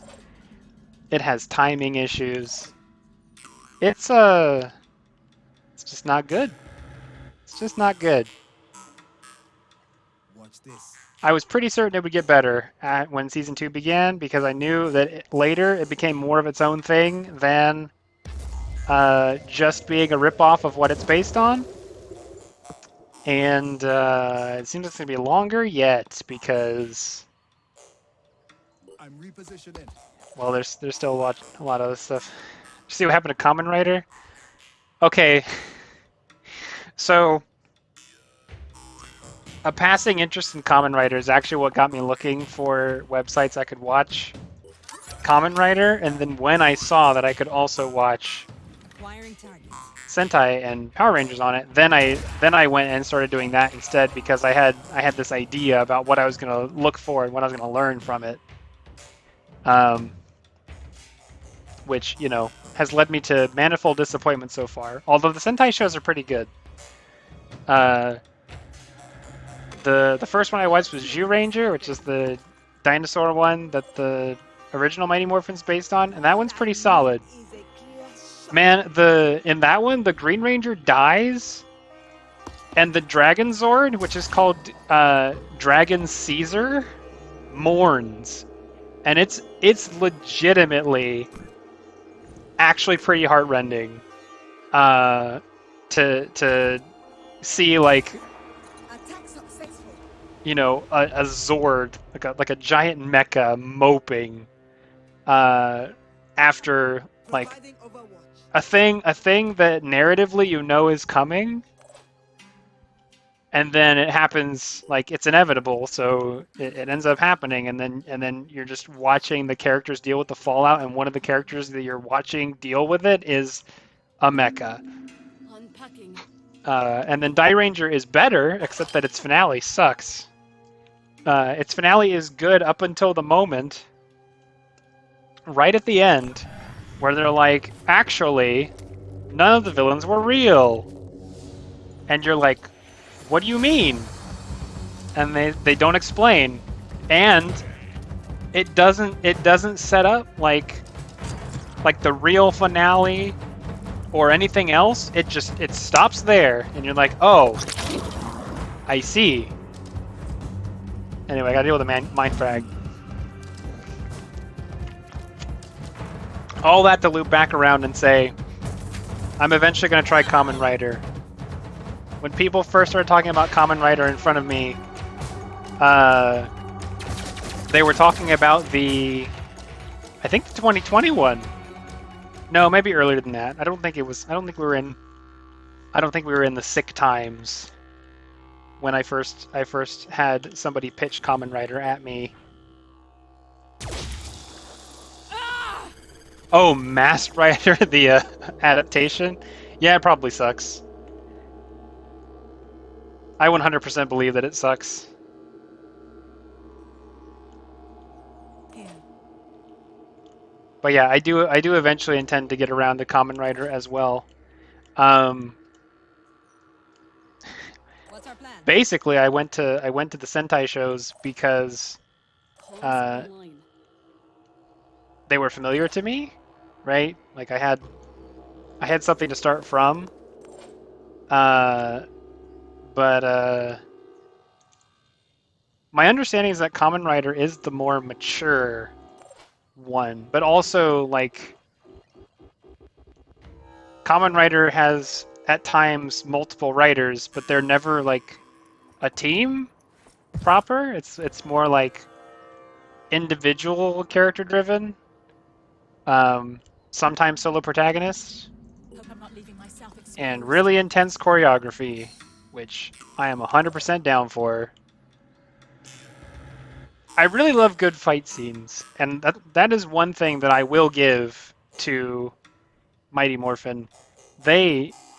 So season 1, they stole the fight scenes directly from the Sentai show.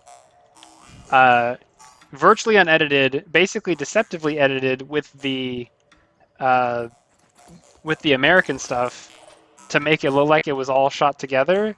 But if you've seen the original stuff, you can, or if you're just paying attention really well, like you would be if you were an adult, you would see it. The thing that was most egregious to me is that the quest for the White Ranger in Die Ranger takes like 4 episodes. No time to waste. Because there's like getting it, and then initially like incorporating them in a team, finding out who it is, and then getting the mecha. And the Power Rangers episode goes, it's all one episode. Actually, it's a 2-parter, so it's 2 episodes. which really doesn't do it justice because over the course of the progression, like the villains that are depicted all together in the White Ranger in the Power Rangers episode, they just like they die one at a time. They're 3 separate characters, and so if you pay attention, you can see that some of the scenes of the fight were shot at one point because they're from an earlier episode where it's just a character, and then you can see in other parts that they're wearing the necklace, which is a token of one of the other characters, because she's upset that they died. She has a specific vendetta against the White Ranger because he killed them. Also, the White Ranger is a child in Die Ranger, which has really funny consequences because, you know, that means for the American actor, like, so, okay, so for the since they're just they're editing over another show's footage, right? A lot of their scenes from the American actor's perspective are just voice acted, right? So it's just dubbed over, but well, he becomes full size. Oh, geez, you're kidding me. We can't get somebody there. I don't know that I care anymore. They're really, it's just lengthening and lengthening the game. Here, if you get there in 9 hours, great. If you 19 hours, never mind. Yeah, so he Shazams into Big Boy. But his mannerisms stay childish, right? Similar to Shazam. And so he like jumps up and down when he succeeds. He laughs a lot. He makes like the kid, like, one of the things about Die Ranger is that it seems like it was shot in a time where English was especially trendy. So a lot of the characters like have American-ish mannerisms, and they use English interspersed a little bit more than the previous one. And so the kid is really fond of saying peace with the peace sign. He holds it up sideways. Anyway, so in order to account for these mannerism changes between the extremely serious. Also, I need to do some manufacturing. You see how many resources I have? In order to account for the difference between the mannerisms between very serious Green Dragon Ranger in Zyuranger and extremely immature child in Die Ranger, they have to make Jason David Frank, Tommy's actor,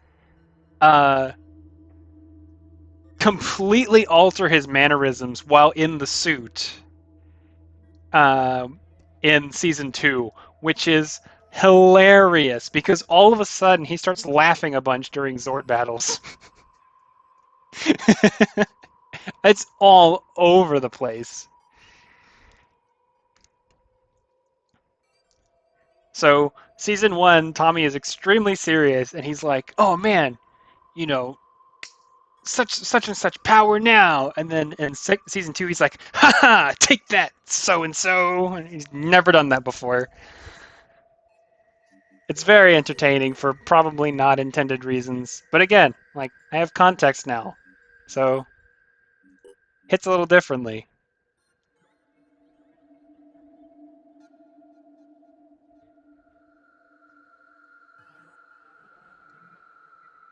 I want to make another one of these. These are excellent. Just those guys. Let's see. I do want to make. There was a thing that only took gas, and it was a grenade launcher.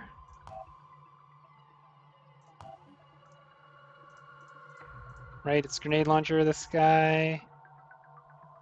Okay, I need more gas. So we'll wait till they get there.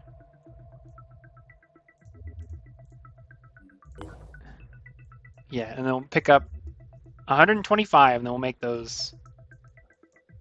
I'm still trying to get to Antarctica, guys.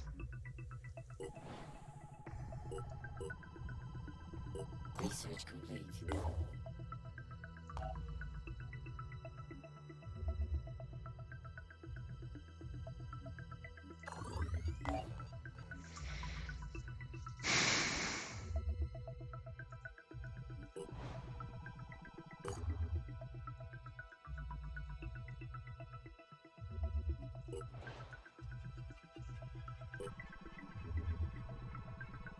Research complete.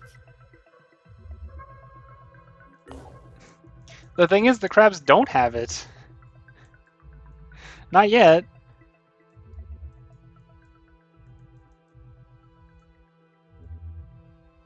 Is my ship gonna make it? They're gonna reach Phoenix RND 9 in 2 hours? They're way over here. They are not gonna make it there. Ascenedrian Haven is under attack. Ransacked.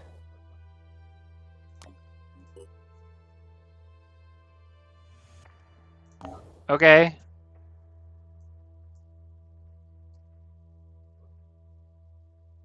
I didn't even lose that much. Okay, someone's under attack. By the Forsaken. I already forgot who the Forsaken are. They're dead. They're so dead. I'm leaving them alone. Sorry, guys. Research complete. Made a blimp.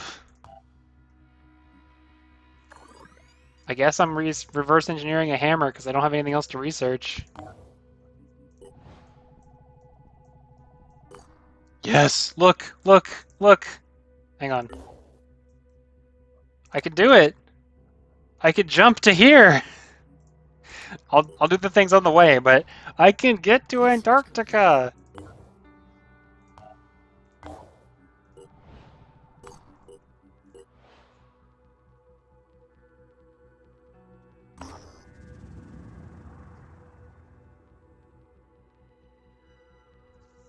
Man comes out of the building and starts waving at our operatives. Peter Keene.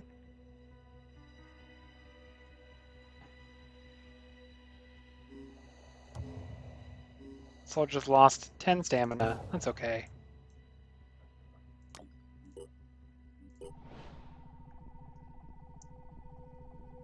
Haven destroyed. Yeah, of course it was. There was no way I was going to get there. Turned to be an abandoned server farm for the social media platform Plapper, which collapsed in the mid-2020s. Millions of short messages are archived here, documenting in detail the lives of the pre-war middle class. Is it worth preserving, or should we just take the spare parts we need?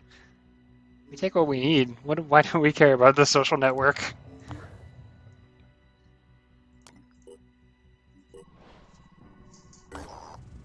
All right.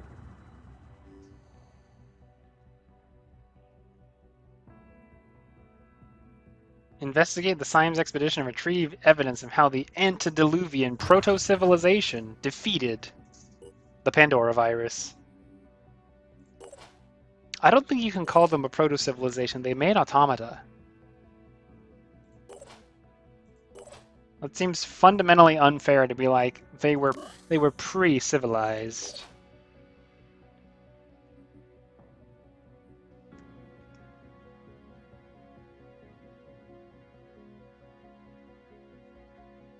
I should really manufacture another PD dub.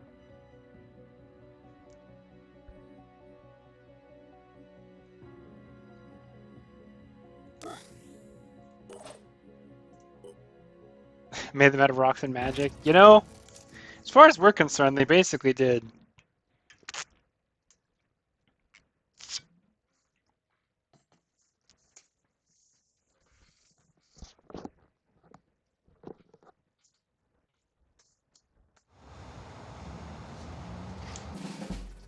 Anyway.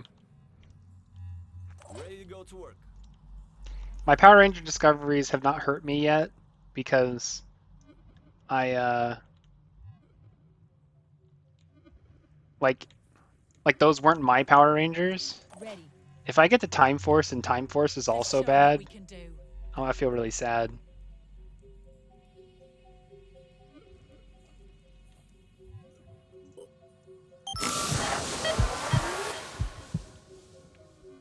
Moving out. Enemy spotted. Moving. I definitely spent a decent amount of time running around as a child yelling Quantum Ranger. Not that I knew what Quantum was. Just wanted to yell Quantum Ranger. I'm prepared.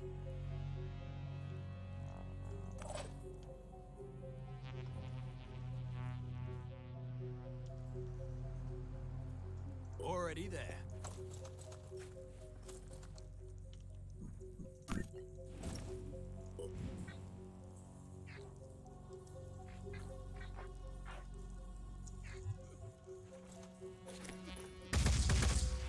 Dang. Huh. Bad luck.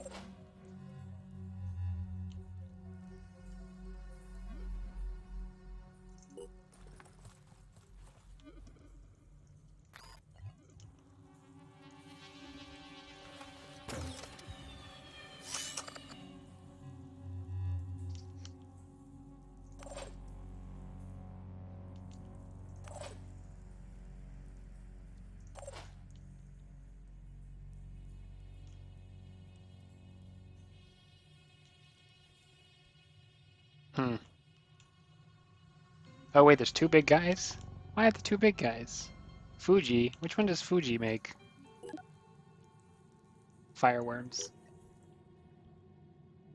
Two Fujis. Is Mount Fuji a volcano? It is, right?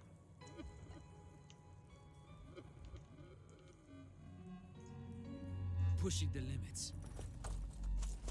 Okay, I was gonna say at least one weeb here knows this.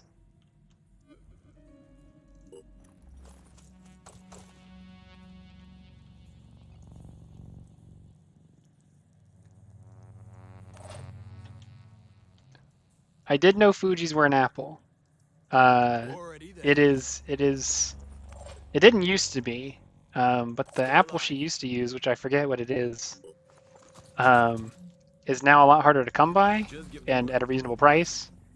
So Fujis are now my mom's apple pie apple of choice. on the move. I really don't like this layout.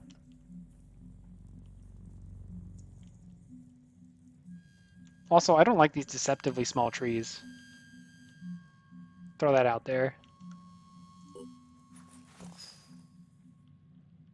Well, you're not a friend. I don't remember.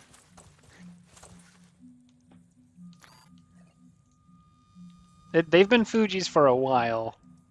But my mom complained about it fresh at either Christmas or Thanksgiving this year. And so it was in my mind again, and then I forgot it again. So, you know.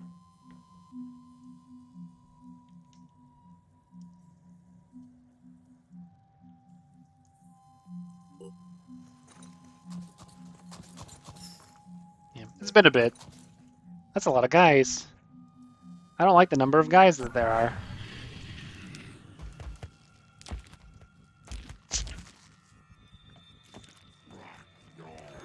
Azure Alchemist says, I actually think it was Honeycrisp, so I guess he remembers.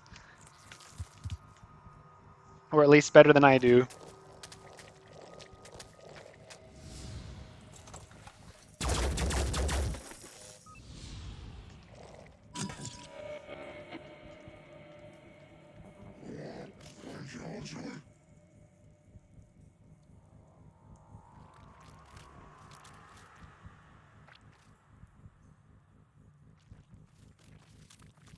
Taking a long walk there, aren't you, buddy?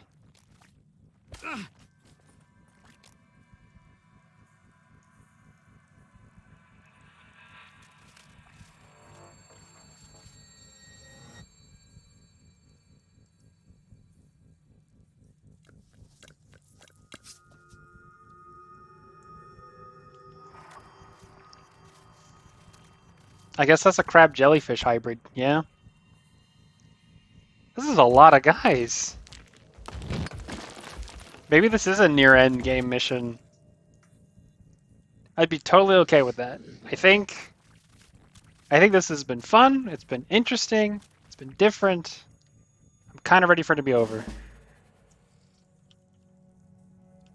I'm prepared. Man, she's not even high enough rank to have the shoot everybody and Here. move on thing. Ready to go to work.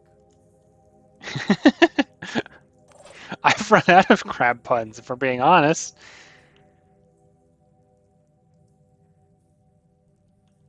It's gone too long.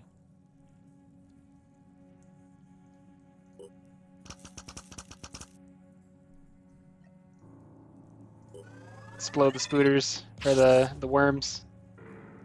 Continue to try. I mean...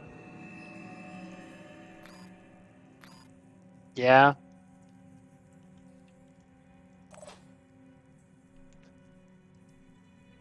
What's the game? There's like a thing called like Crab Fight or something. We can do it, SBL. I can make you suffer.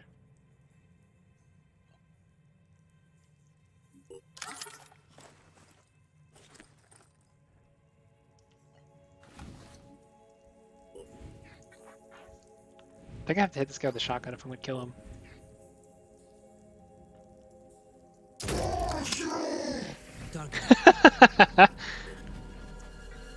Whoa, whoa, whoa, whoa. That seems a shade too far.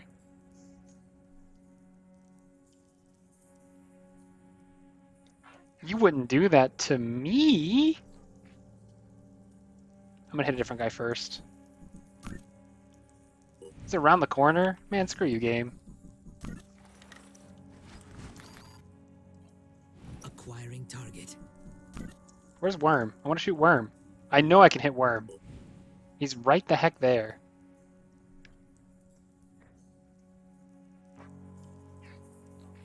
He's right here. I can aim at him. 33-0 times 6 shots. Why? I killed that fool.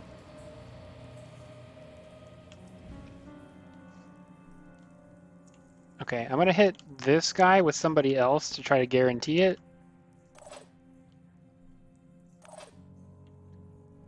Ready.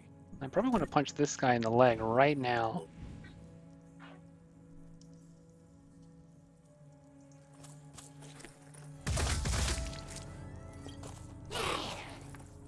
Do that again. I might.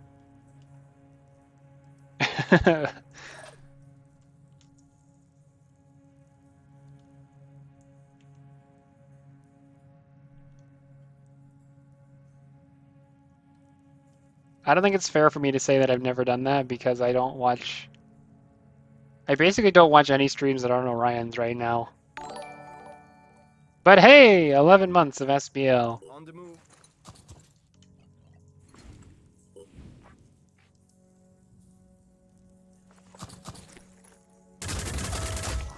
I think my promise to you at this point is we're gonna do our best to make sure that we're not still on crab whenever you are ready for your 1 year. We're gonna try.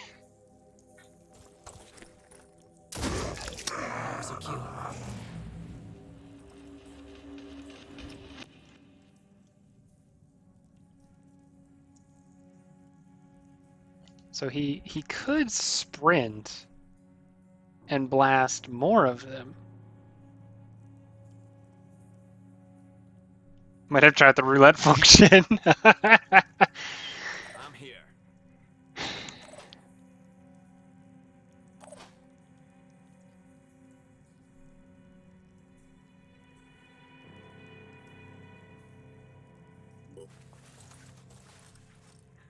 I put that there, but it still gives me fear.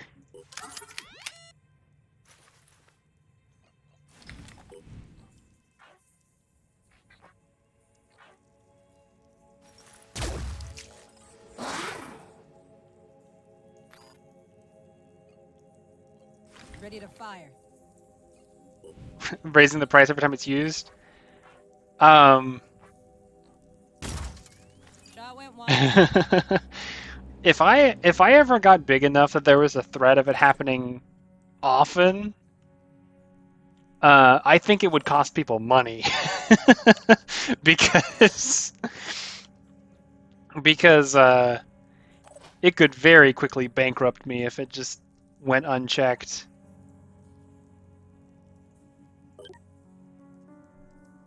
"12 armor on the tail."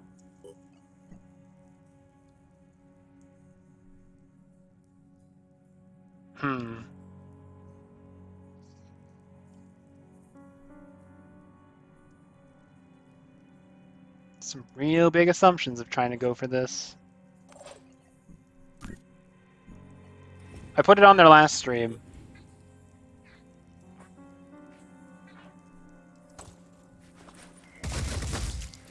That hurt, didn't it? Okay, that's gonna confirm the kill now. I think I was supposed to increase the price like tenfold in between, and I think I forgot. It's not a Wheel of Games. Acquiring target. What would happen is someone would redeem it. Yeah, and I have to go to the queue. I think what we would want to do in order to make it sane is we pick a number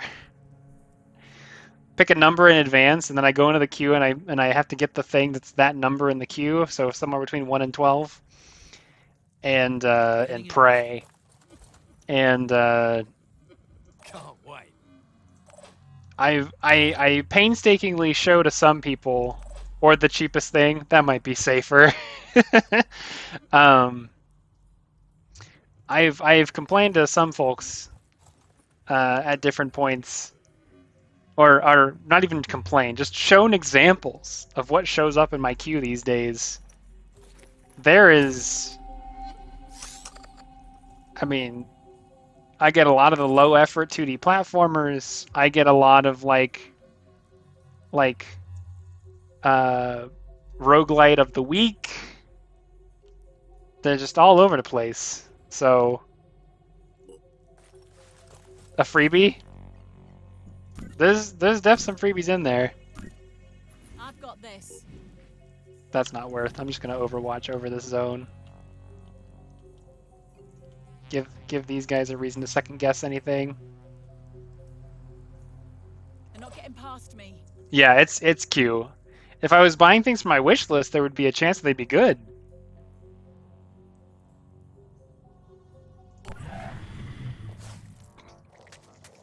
There's a chance that things that show up in the queue are good. But it's not super high. I get some freebies though, because there's some like so I hate like title : prologue for manifold reasons, but two of them that come to mind right away are, one, it's just an absolutely cursed title to begin with, and then two, every Steam listing that's something : prologue exists because somebody didn't realize that you can put like a demo in the same listing as your main listing. That is a thing. So everybody that knows what they're doing makes like page, and you look at it and you're like, I'm not sure, but there's a demo, and then you go play the demo. And everyone that doesn't know that that's how you do it, just makes a prologue page. Episode 1 is similar, but I think prologue is indicative of many things which are negatively correlated with quality.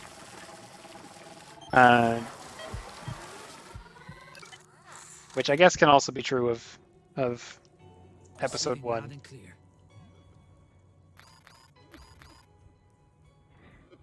Okay, we're gonna blast some worms. I'm prepared. You first, though.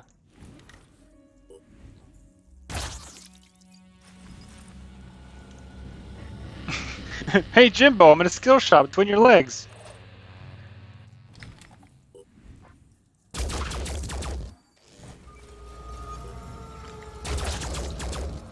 Ready to fire.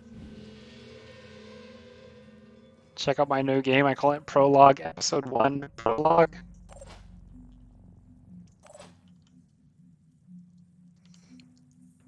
Nah, it's always something that's called like it'll be like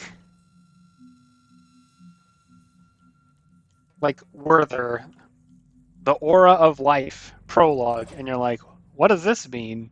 And then you read the description, it doesn't tell you anything. It just tells you that it's the prologue for the game. And then you sit there and wonder, hey, what is this really? You ain't know. You will never Anything find on the out. table?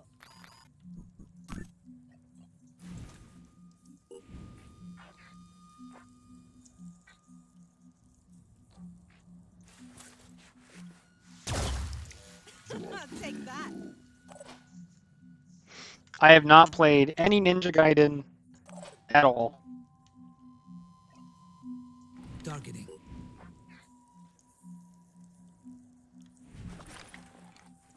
Could be convinced, just haven't done it.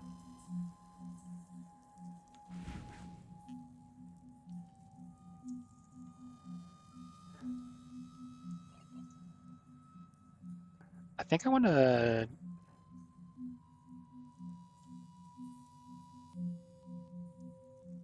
I want to position myself so I can shoot both of these guys without getting shot by this guy. I don't think that's possible. Ready to go to work.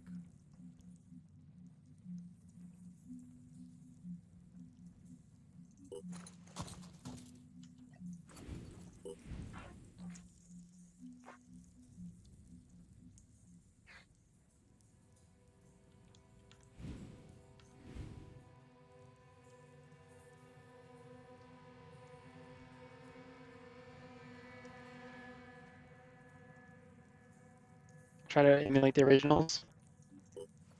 Okay.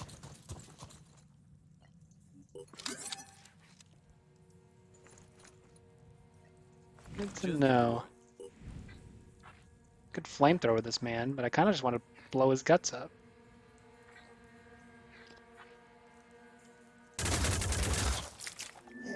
Extremely ineffective. Okay. I saw him move that time.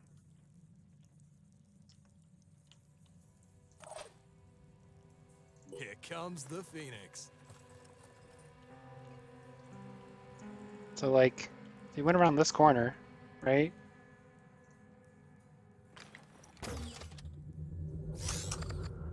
Not quite close enough to sight. Okay.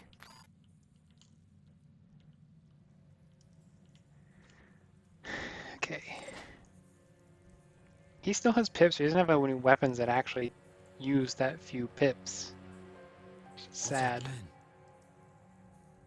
Because now I have to put Jimbo Hamstring at risk in order to confirm the kill.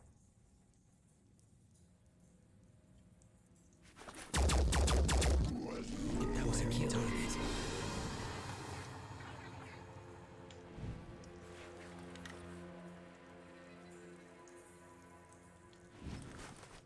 He could give Onslaught to somebody else.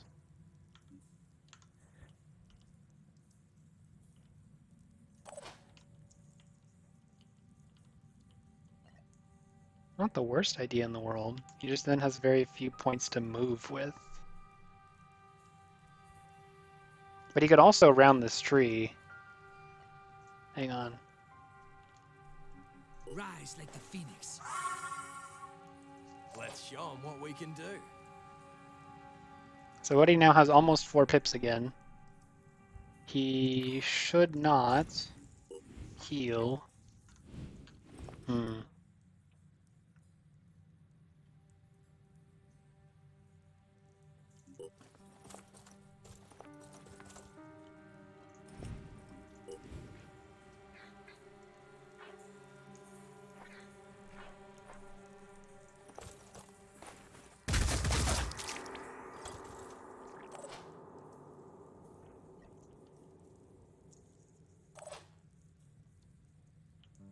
There's a whole person who hasn't moved yet. Moving now.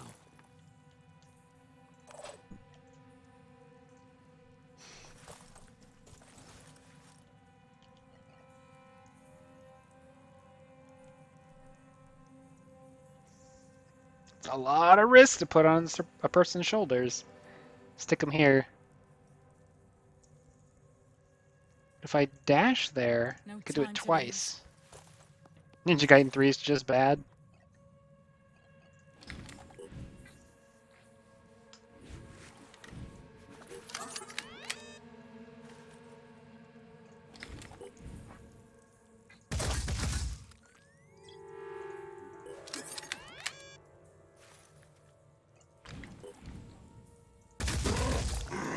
Target down.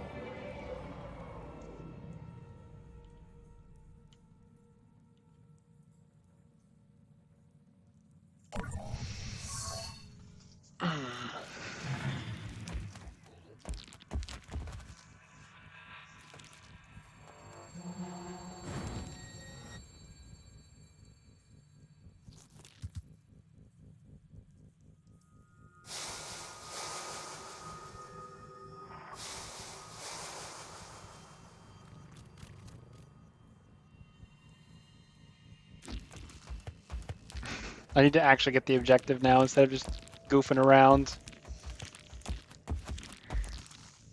Ugh.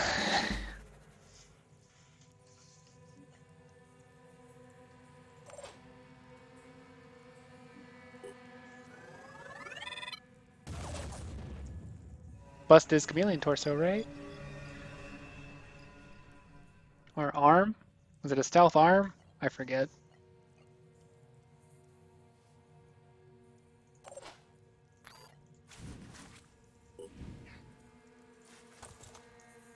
Poink. Hostile destroy. I'm sorry, there are two on top of each other?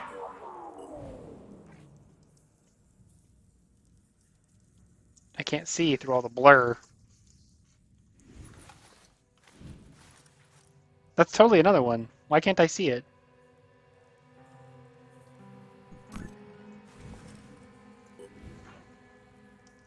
Okay, now I'm looking at that's under 50%. Let me make this a little bit easier on myself. I'm on the move.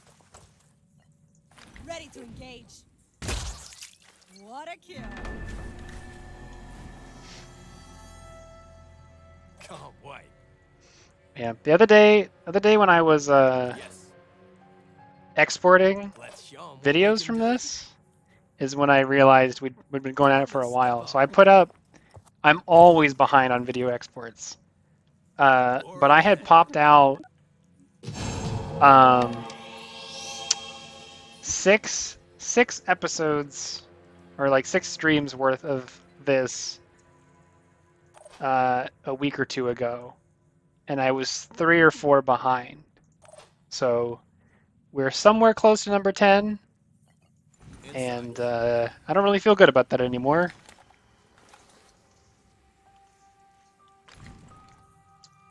No shade at people like, I'm ready. well, okay, yes, shade at people who just let's play Persona 5. I think What's our plan? I don't know. That just seems like a very Channel open. cheap, weak content mill to me. But I was gonna say no shade at people like Let's show 'em what we can do. Chugga Conroy, who will, do like a 100 and something episode Xenoblade thing. But yes, shade at everybody and their brother on the Persona 5 mill. What about the whole Mega Man franchise? Dude, every single one of those Mega Man games you finish in a stream. I guess that'll change when you get the later ones. But that's fine.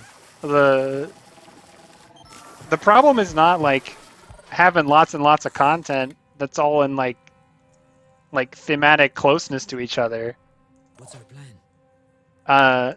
The problem is like milking something when What's our move? I don't I don't know how to make it sound coherent, but I definitely think there's a line between like just Enemy killed. making stuff run for a long time, and there's a point when I'm done with it.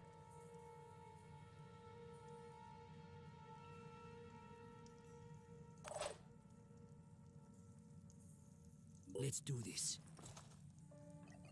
Ready to fire. I mean, there's an aspect of like play to get viewers, and there's an aspect of like almost like an it prints money kind of thing. Yeah, exactly. And for me, it wouldn't work regardless because I'm I ready. don't stream enough, and I'm not gonna stream enough.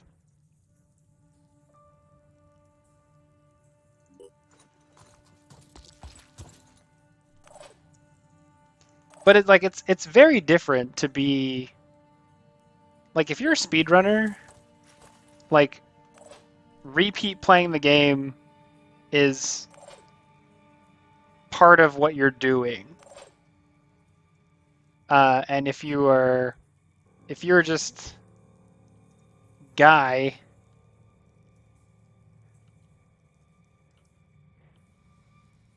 and you're just chasing what's out there, not as cool. That's not a coherent framework. You can't make like a full ontology about what's okay and what's not okay from that. But there are boundaries somewhere, and I've indicated the one that I think that's actually coherent. Speedrunners have an exception. You can play the same game on repeat again and again. That's fine.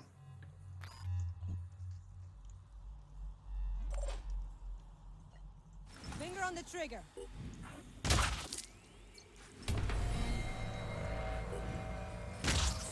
Hostile destroyed.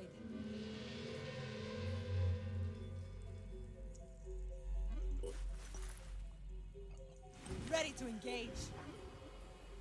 Alright, 50-50. A little bit better then. Dang it. Just suppressing. I do like Thousand Year Door much better than original Paper Mario, but I have played them both.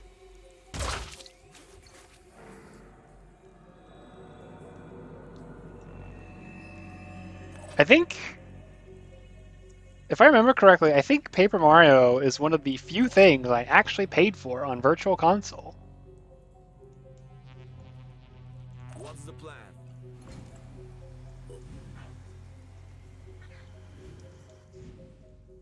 Yeah, I like I like a lot of the Mario RPGs. I like the Mario and Luigi series. I never got around to Paper Jam. I never finished Partners in Time. I don't know what it is about Partners in Time. It just doesn't click for me.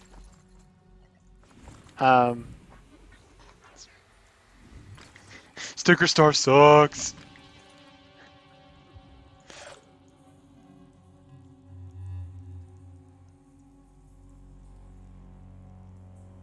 Sticker Star shot my wife.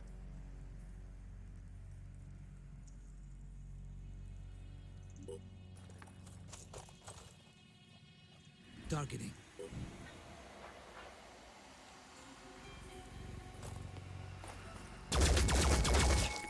Enemy hit. What's our move?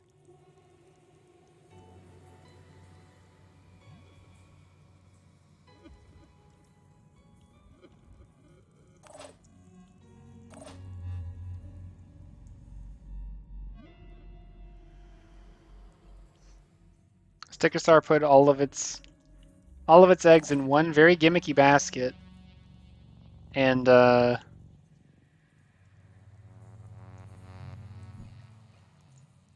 Pushing on. you like Paper Jam? Moving.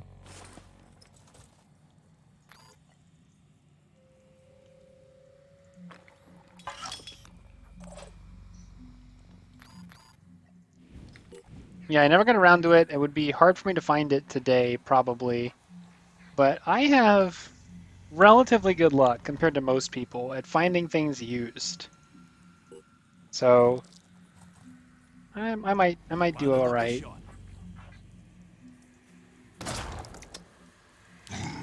Dang, that didn't accomplish much, did it?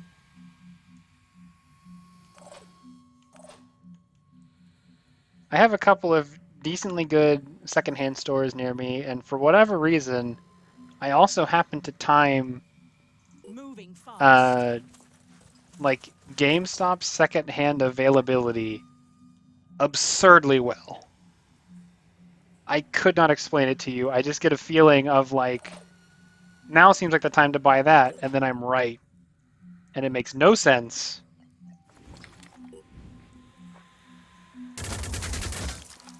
Bam!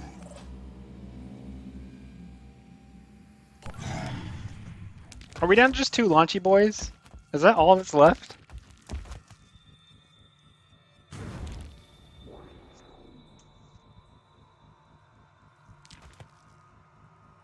Yeah.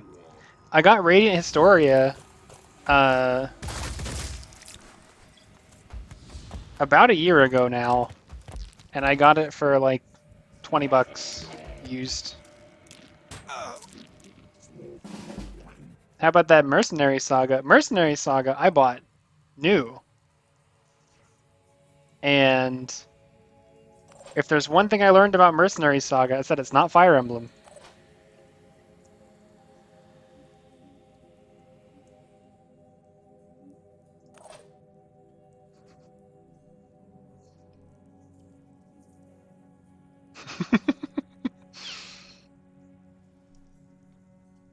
Moving to position. Terranigma, Targeting. you have mentioned it before.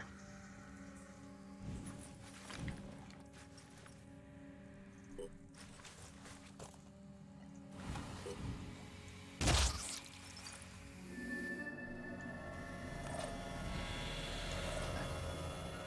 was trying to pan and I hit the shoot button.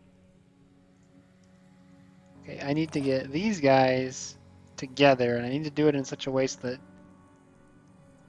stealth guy can still shoot. Shout out to Jonathan. Thank you, Jonathan.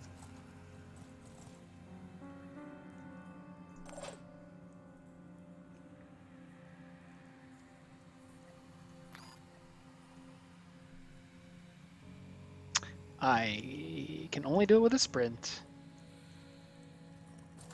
You don't remember Zacchary's name. My guy. Moving.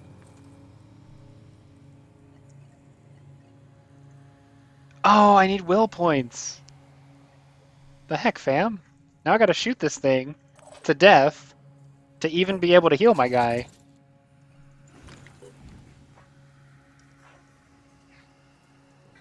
Buddy.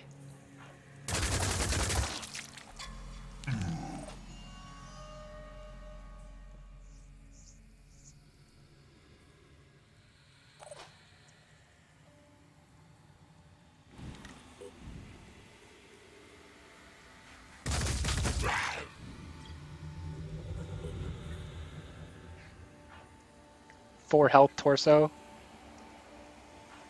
Buddy. Buddy.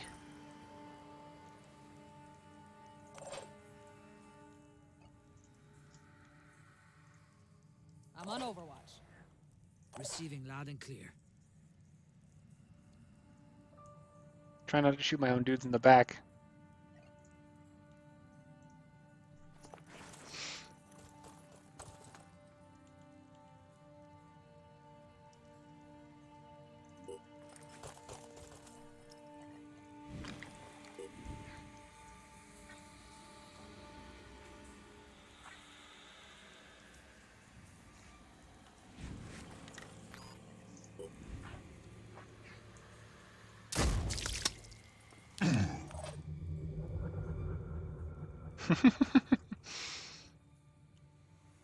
Here. Aiming. Oh, that's where the head is. I see. Target hit. I'm out of people to shoot with. So, sorry buddy, I'm not fixing your arm this round.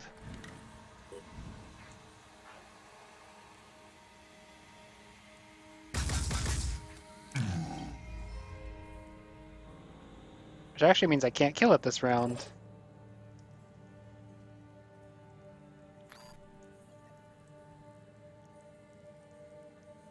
I'm getting there.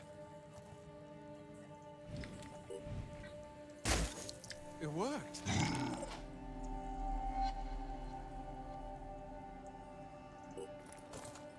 Okay, so Big Betsy's gonna panic. Sorry. I'm out of spiders. Oh, poison plus bleed killed it. Meh.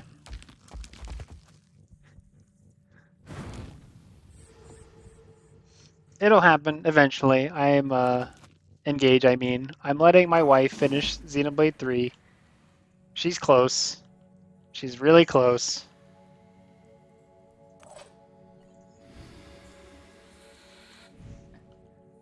Do we have a plan? I'm getting there. And then What are we doing? I'll put some time into it. Still not enough will points. Dang it, fam!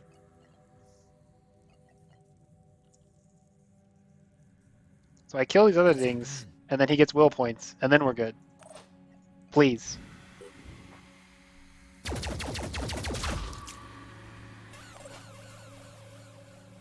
No, he didn't.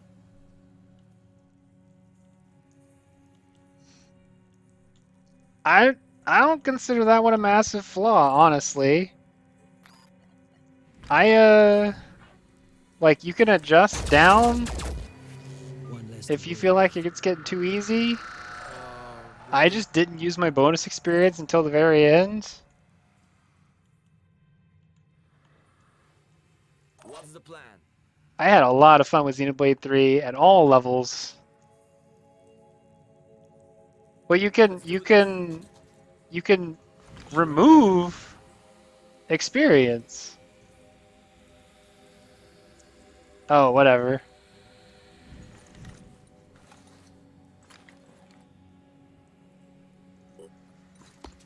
Simply do not overlevel yourself. Success. I didn't use my bonus experience at the end. Which meant that I leveled classes way faster than most of my friends, which was funny.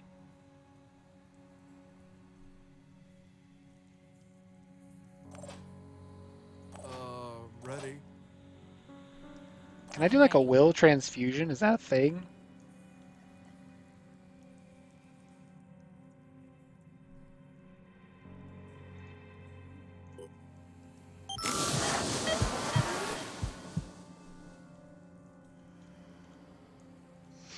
Yeah, I think the thing that really drove it home for me, that there was such a stark difference between being like aggressively over leveled and being just like,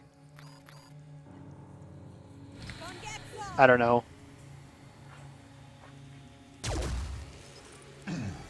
not. I'm on the move.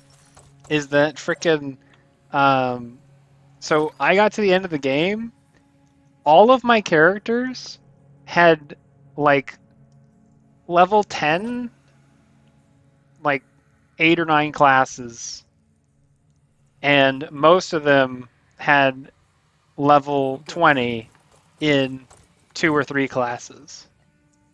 And admittedly, like, some of this could be that she took longer finding the like ascension quests, but I like the gap between our class leveling is really wide,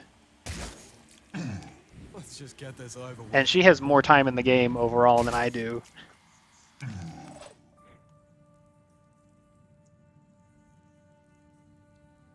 Moving now. But you know, you get. I mean, yeah, you get the post game. You can level down and play a rest and just meh.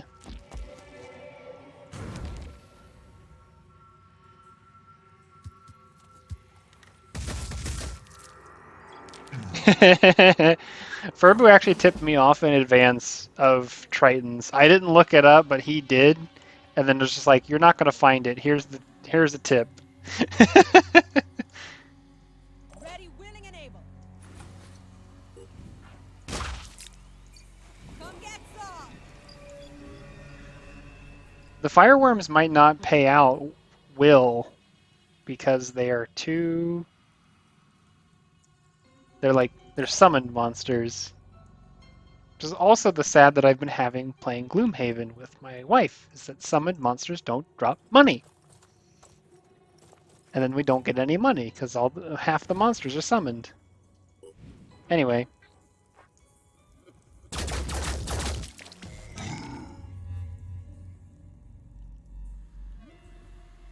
I'm listening.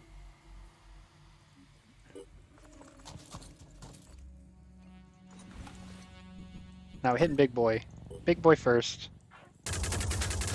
Even though the spread is terrible. This better work.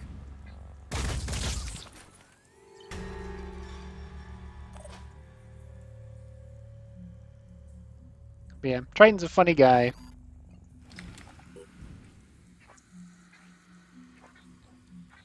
I like that dumb butt. Also, Furbu, you didn't use Soul Hacker, and I understand why. But I will say, Here. it's more fun than most blue mages. What are we doing? Do they even have ammo? He does. That's good.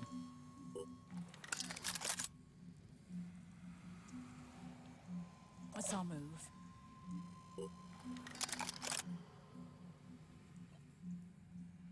Pushing on.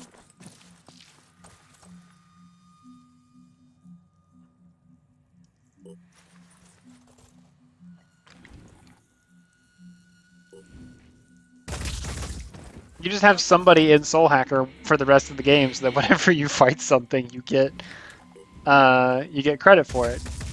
And then when you get high enough, you don't actually have to have them in Soul Hacker anymore. You can have them equip the skill on another class. So it works out. It's not perfect, but it works out. Work.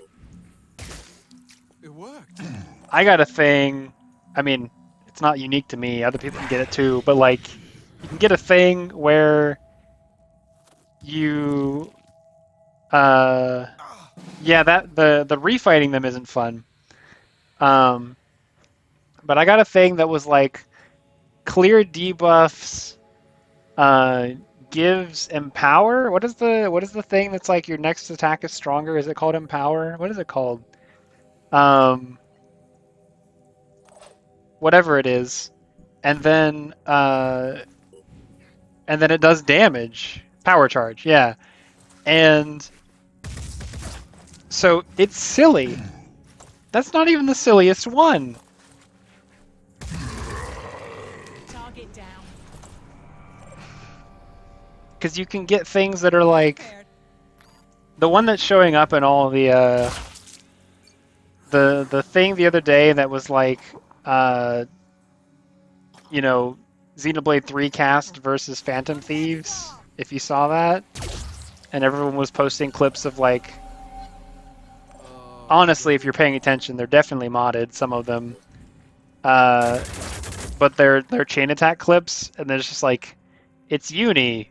She uses like Soul Hacker ability X, and it does 999,000 damage 6 times.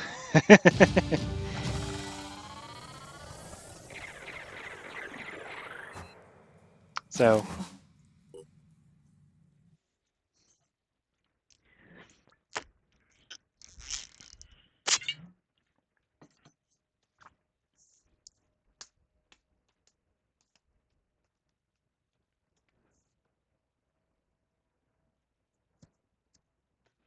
I'm running out of time.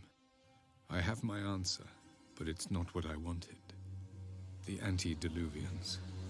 They were like us. Then, the Pandora virus came. It's plot, It guys. destroyed everything. In the end, they found a solution, but at a terrible cost. They created a weapon, the virophage, that destroyed the Pandora virus and themselves. A whole civilization lost to give us a chance. And we wasted it. All this for nothing. This is where it ends. I keep thinking maybe we are all children of the Pandora virus. But the sphere, my God, the sphere. What is the sphere? Prepare the sphere for study.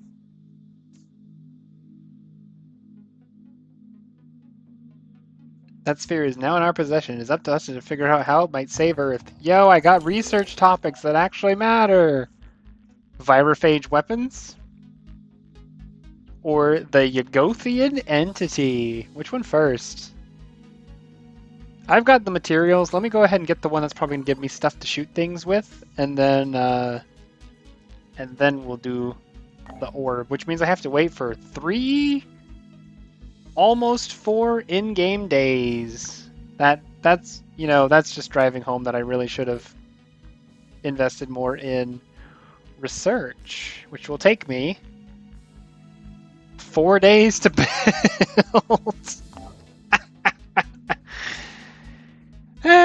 Figures.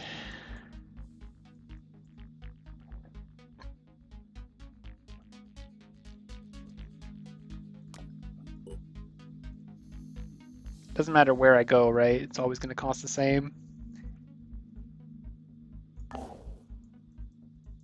Well,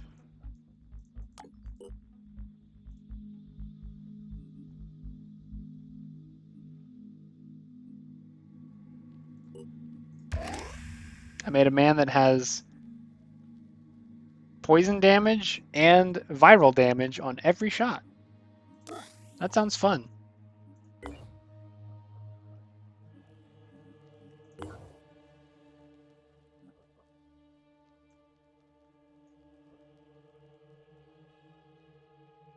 Okay, so we're gonna try pirate or launch codes again. Let's see, where is that at? Here. Yo, we're gonna extract the same guy.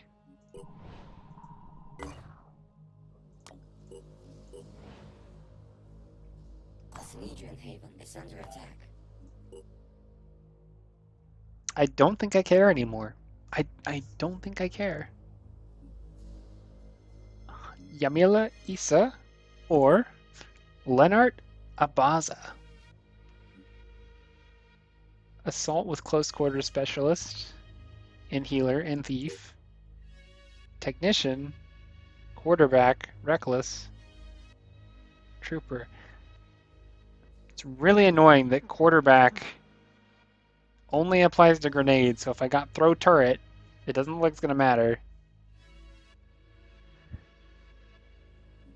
I'm gonna pick up this one.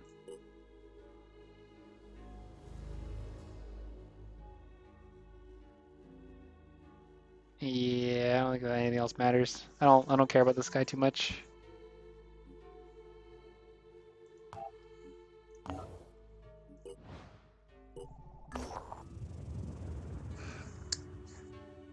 Discover the broken remains of an experimental Synedrion mobile lab. Containment failure, no signs of crew, but some of the equipment could be salvaged. Salvage without informing Synedrion, inform Synedrion, and give them. Take everything useful, then inform Synedrion. I don't think Synedrion's gonna help me anymore. I don't care.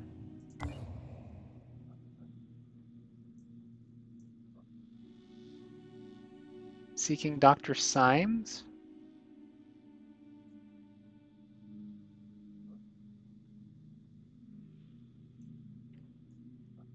Huh.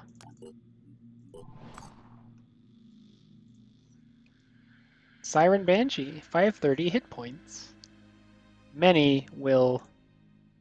And Pandoran Acid. I see. I feel like I'm in the, well, I feel like I'm in the end game in the sense that it seems like they're really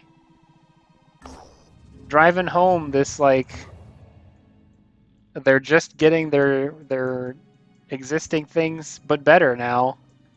Hurry up, finish the game, doofus. Yeah, they're so dead.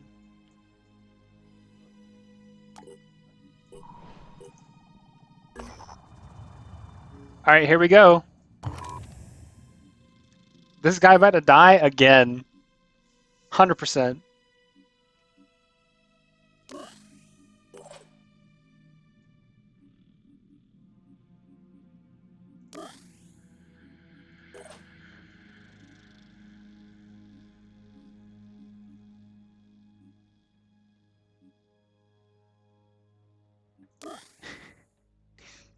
It's easy, right?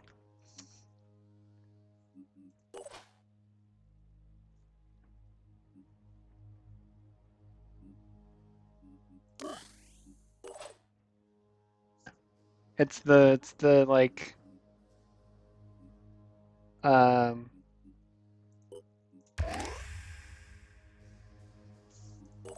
it's the dudes helping each other with the computer meme, right? That thing. But it's just a guy that's like, don't get hit. And the guy's like, oh wow.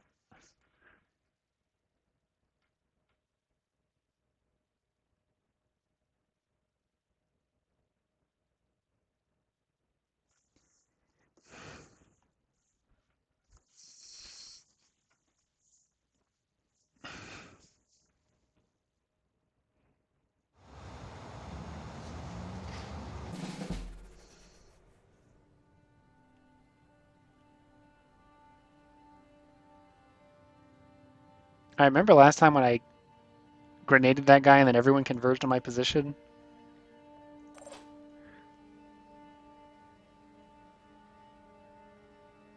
I'm making this man the least appealing target, no matter what.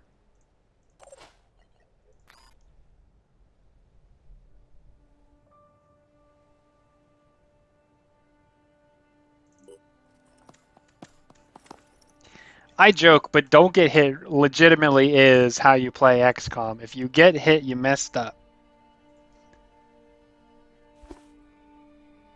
This is slightly different. Wow, okay. Alerted by that? Okay. But like everything, like every time you get hit is a strategic failure. So don't get hit.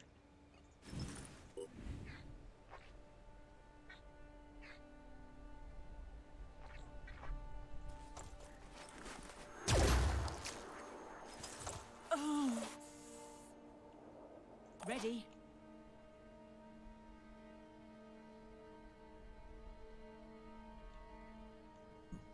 It's been years since, but I remember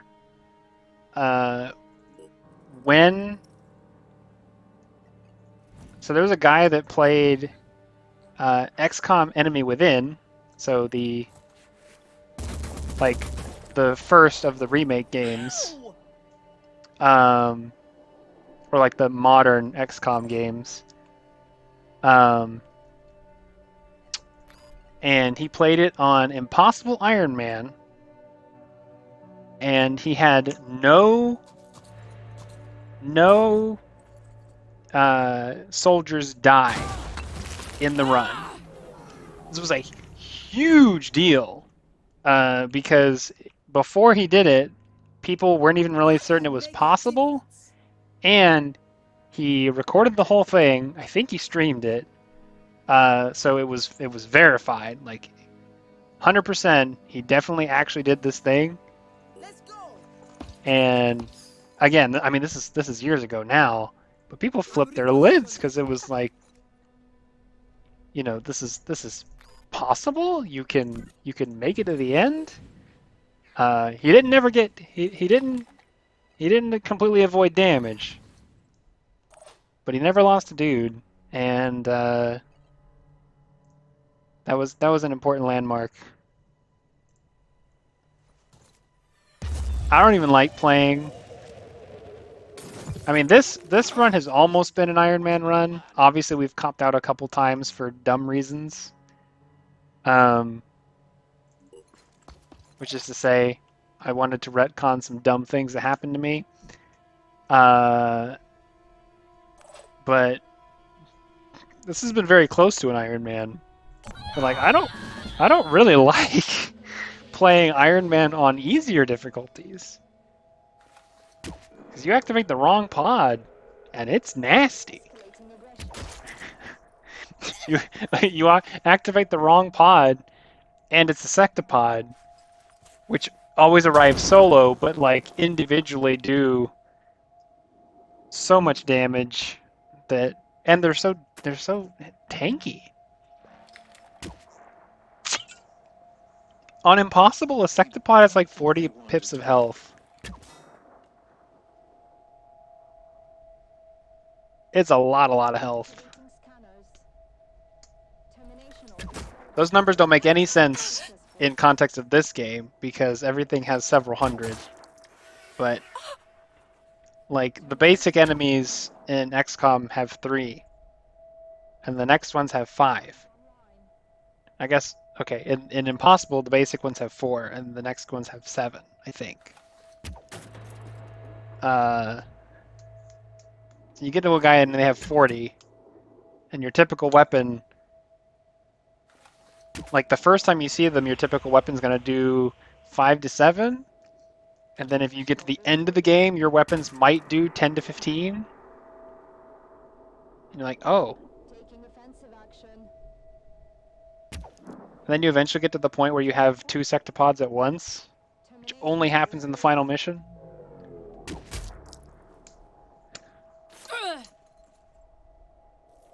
Activating scanners.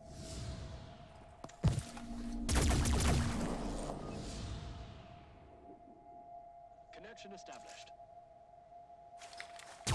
Can we calm down? As reverse solidarity. Connection established. Engaging.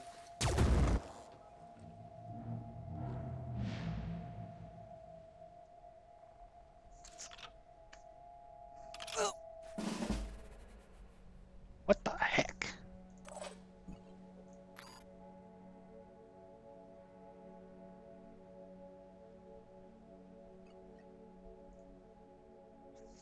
Okay, we don't use that one. We want to use it from here. Alright, fair. You got me. Screw you, but you got me. Don't move for a sec.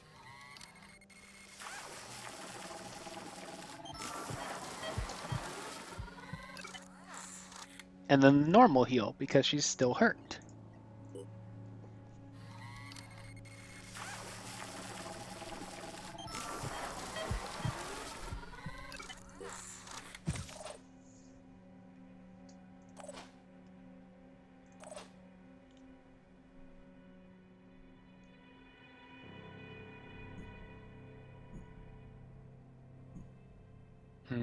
There's so many snipers, too.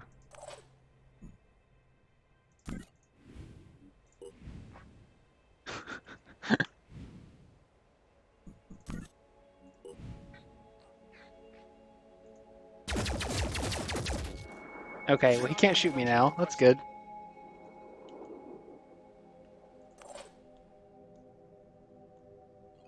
Watch this.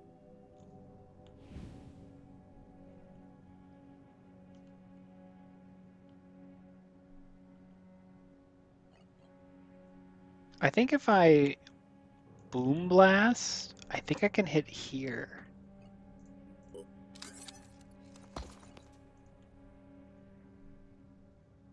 Oh, it's a little bit too high. Okay, I can... I'm not going to double hit it, but I can probably hit it from that tree. I'm going to move this person forward. Moving.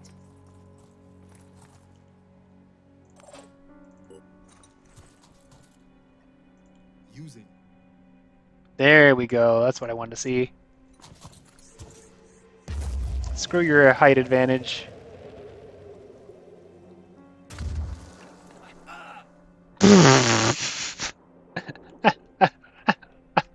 Didn't even do what I'd hoped.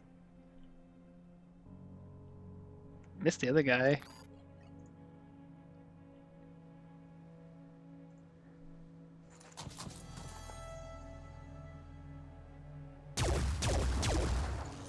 Attack successful.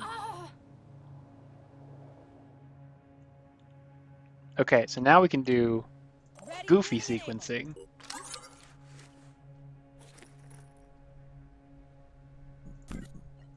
Ready to fire.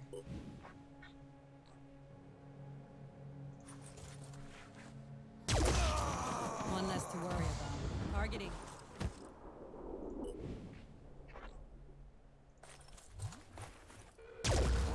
Ah, sad day.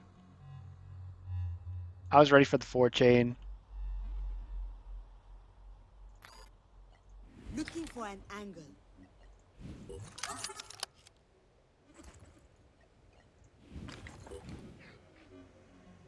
Say like 60-ish%. What did that hit? It hit a different person. Oh my goodness. Goofy. I don't have sightlines on that person. I need another grenade.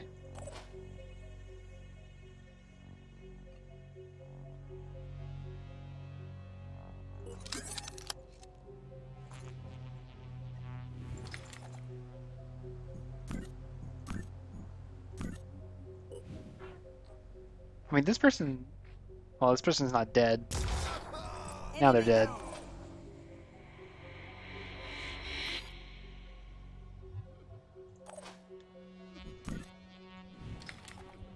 They're dead in one turn anyways. I think I'm gonna take the Overwatch. Dead in a turn and a half. Holding position. Comms online. Oh, I have another grenade. Hmm. Using. Can't reach it yet, but... Yes. Boombas.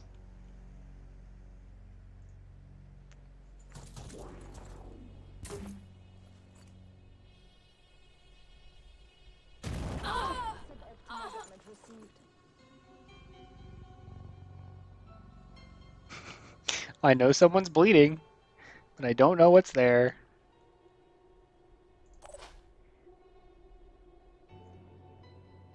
I don't want him to get snipped.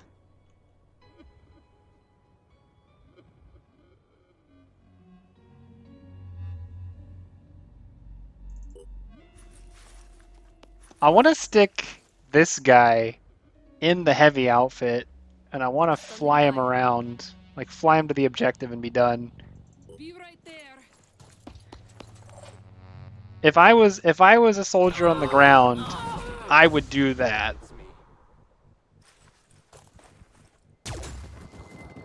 Aw, per turret.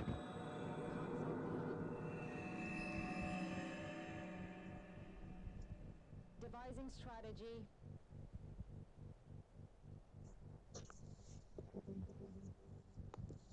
Devising strategy. Engaging. I can't see them because they're the stealth type. That's what's happening. So they're using the crossbows. So there's like 3 of those guys. Activating scanners.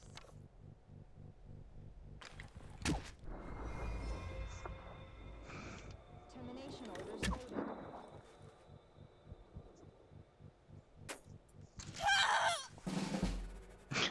loaded. Okay. Ready for action.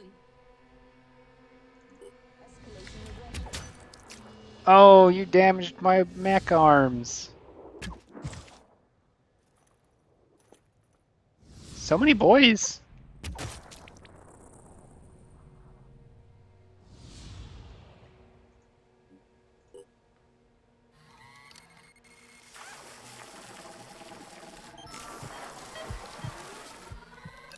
Sitting here like, yeah, I'd like to be able to see them, thanks. I'm ready.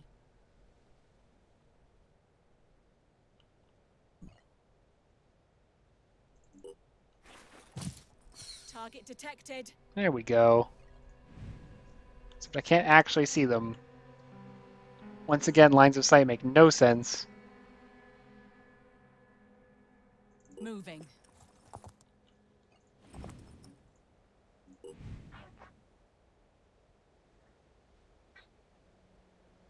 This is a one-shot gun? It says by 6. I think it's just glitching. Oh!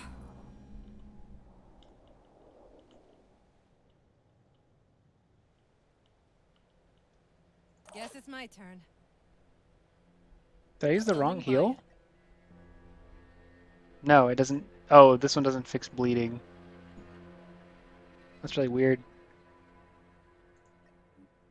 You'll need this.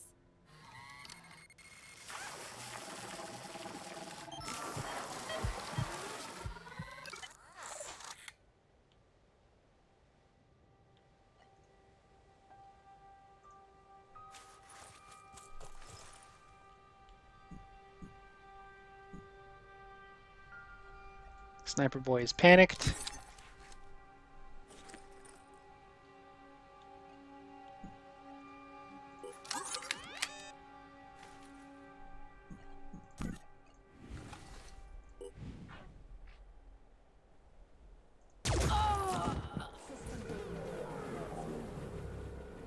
Okay, how do I get line of sight over here? Who is over here? Comms online. I could just launch a grenade over there. Got 3 heavies. Comms online. Isabel has a lot of armor. Let me just. What if I just jump into the room with them? Right, that'll work. I gotta go through. They gotta hit me with a crossbow. They're not gonna be that effective.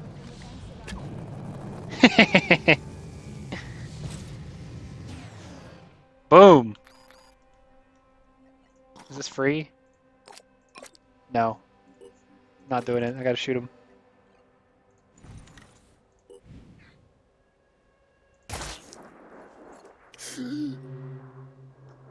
I could shoot you again. I can shoot you on repeat until you're done.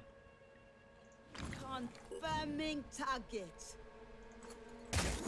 Well, maybe Hostile not. missed. I can overwatch him though.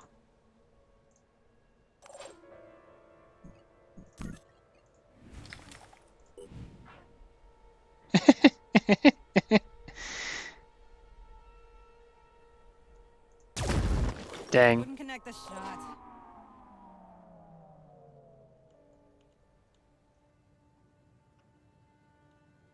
They're both panicked. They're both gonna bleed out anyways.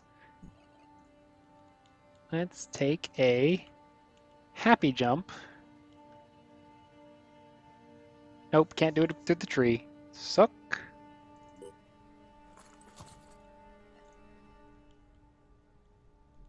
Okay, it's not gonna work anyways. Gotta get a little more distance.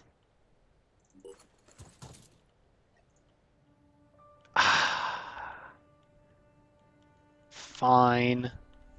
Receiving loud and clear. Be right there.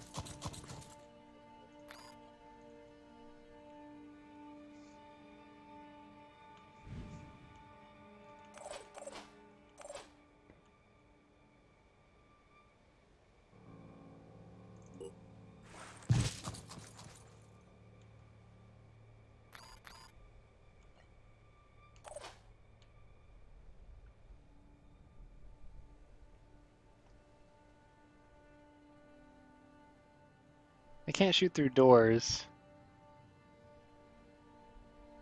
But he could definitely move through it. Just don't want to kill the VIP.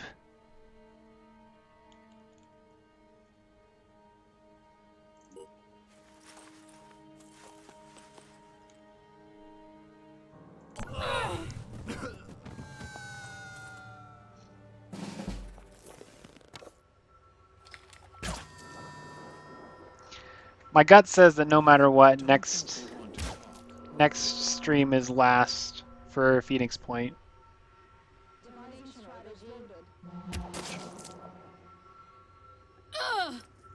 I meant to move them back. Oops. Taking offensive action.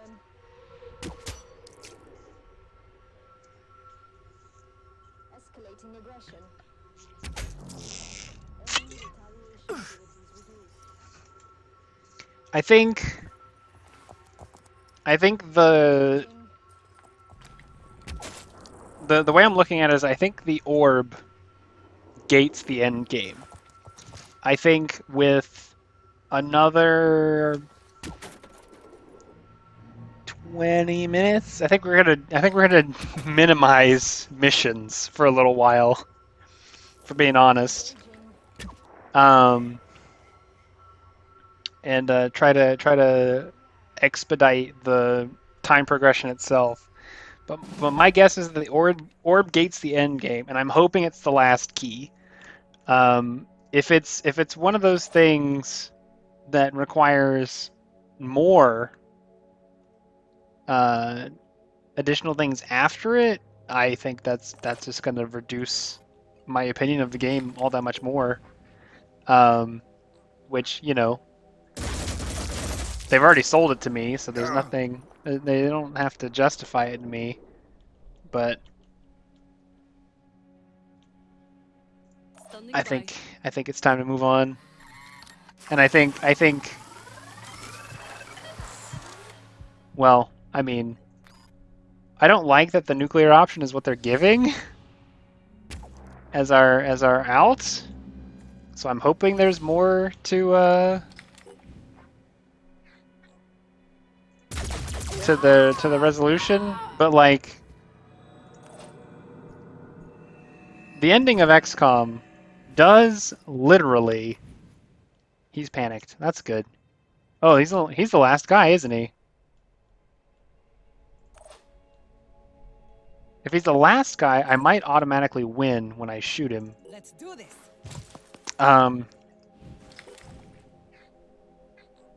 Stupid whatever canister that is. One less to worry about. Okay, I didn't automatically win, but I got fanfare.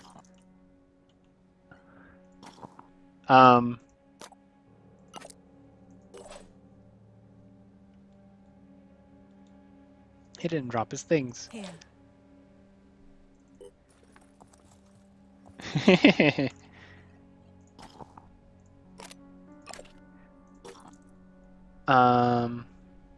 Right there. But yeah, the ending to XCOM Enemy Unknown, the remake, is you lose.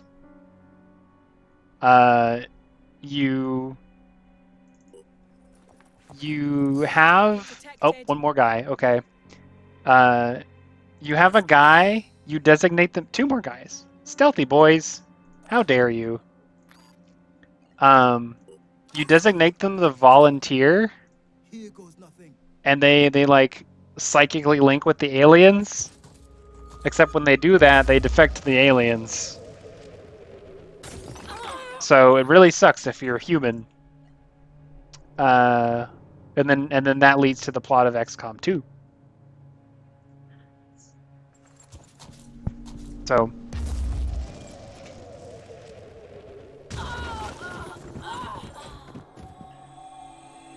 equipment destroyed, but he's using the spider gun. Or maybe that's what he switched to whenever he killed the other thing.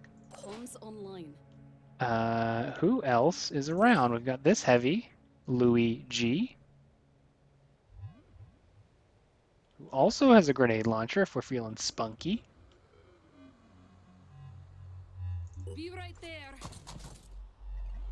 I for kawaii. You know what? On brand.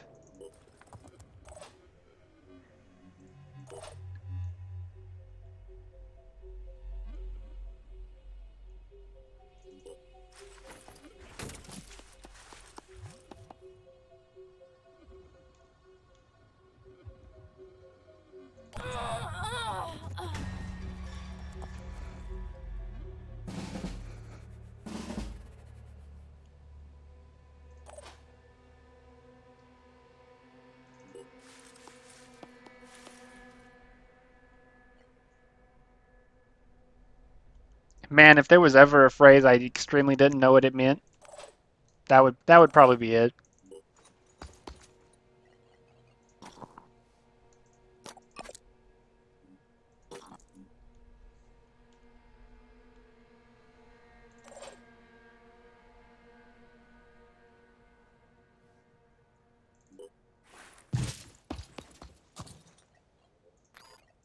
Yes. I assume he's just weaving at us.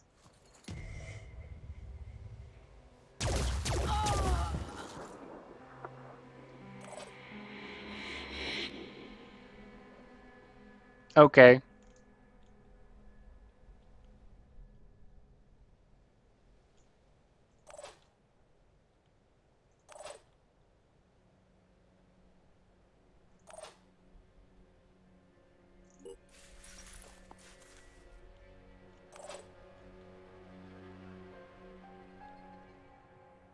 What's our move?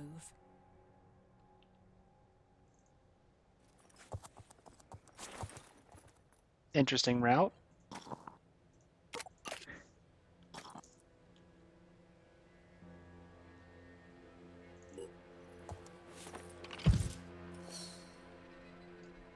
Another guy? Panicked?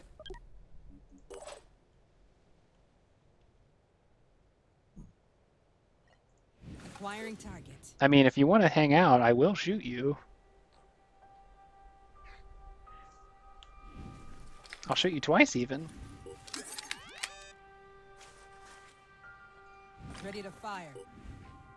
Gotcha. He panicked right there, Standing by. so I could probably get away with something else. Or he was already panicked. Doesn't actually matter. I could just keep running. I'm on the move.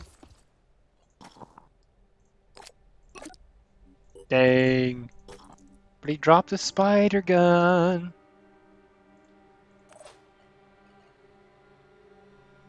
Yeah, Furbu just sounds like a straight man. He's not gonna get away from it. Confirming target. Hostile eliminated. Moving to position.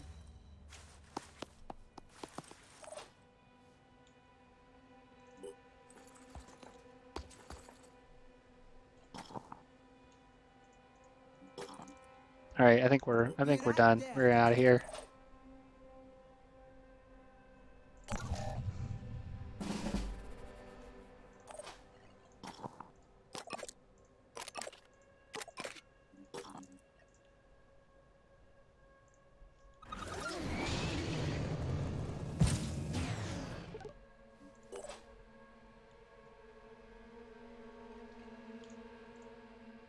I can do it.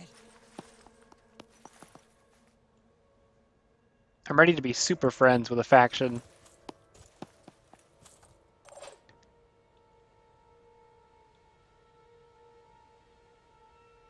No time to waste.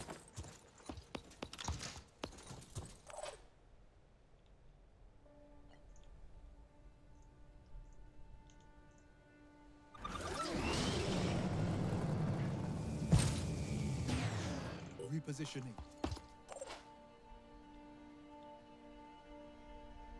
Going in.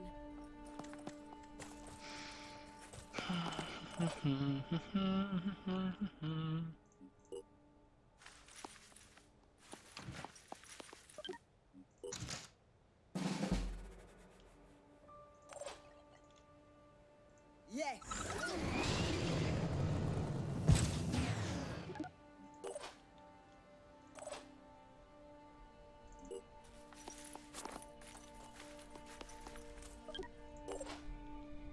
Smells like trouble.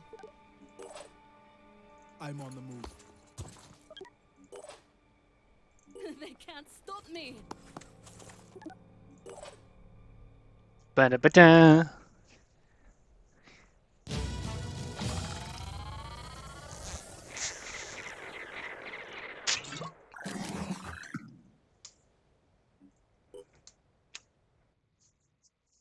Oh, my arm cramping.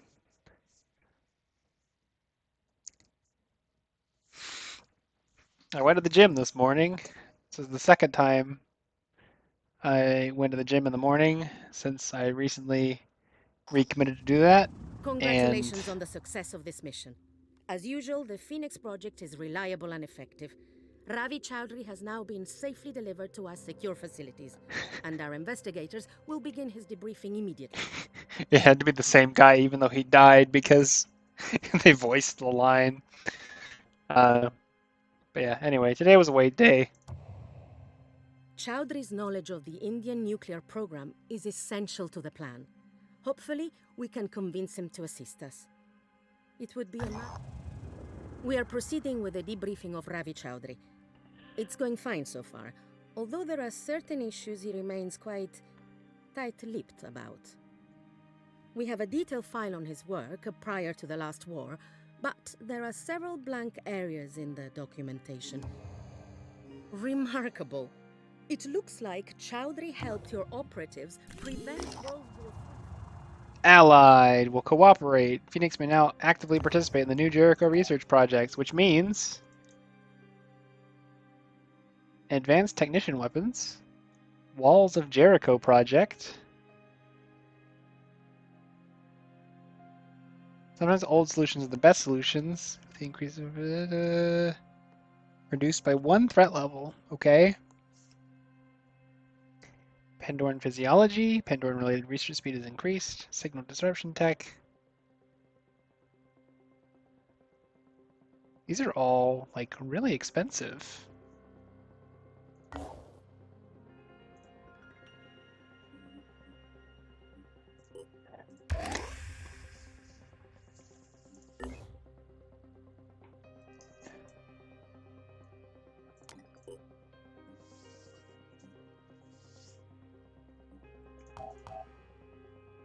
Allied at 77%. Everybody likes me, even though I left most of them to die. Also, I'm gonna make another one of those grenade launchers now. I have the resources. This guy.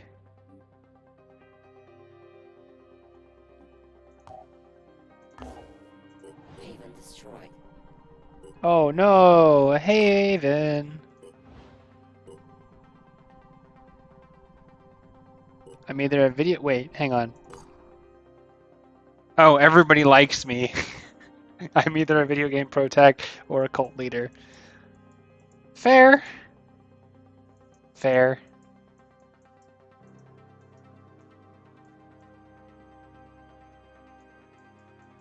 I think. What is this?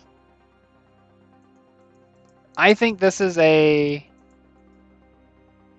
This has been a long one. I think this is done in the next stream. I think if it's not done in the next stream, then we significantly evaluate like what the heck we do. Cause yeah, I mean there's a whole lot going on at all times. And I needed to take a little bit less of my time.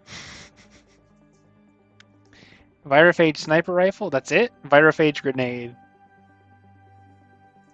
Tell me what does virophage mean? Don't remember what we did before this game? Great question. Before this was Fist is earlier. Please tell me Fist was more than just a little while ago. But it has a status. That's the reason I wanted to look at what it was. I have a good number of snipers. It's got 10 ammo capacity, which is good. I think that's... Hang on. The IG grenade. Okay, so this piercing sniper rifle is 130-50 with 45 effective range. And the one that I'm using like 130, and then the laser one. Can I not? There we go, 120. So this is 110 with 80 virophage. I'm just going to assume it's the best.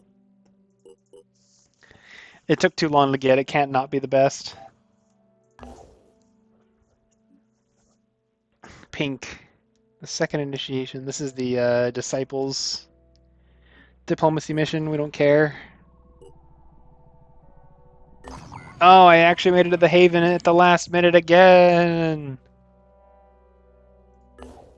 Fine.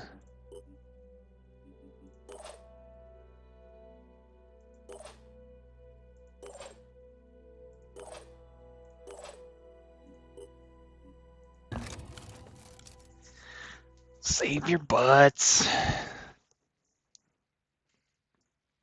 But yeah, plan is done next stream. If not done next stream, evaluate where we are.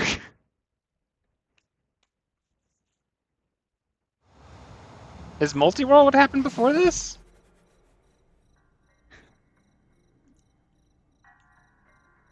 I guess it has been plural months at this point, so you're reaching back into like October.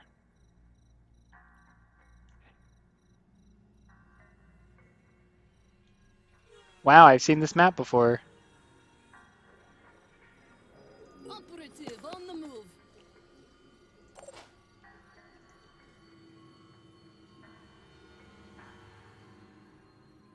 This is going to make all the difference.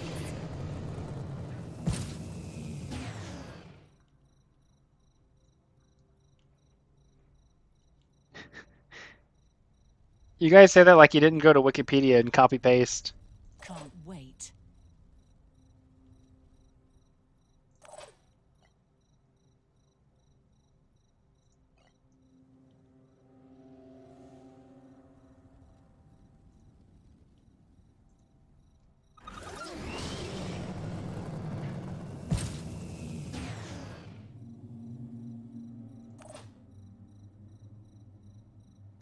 Oh, because they literally destroyed my turret, I didn't get it back.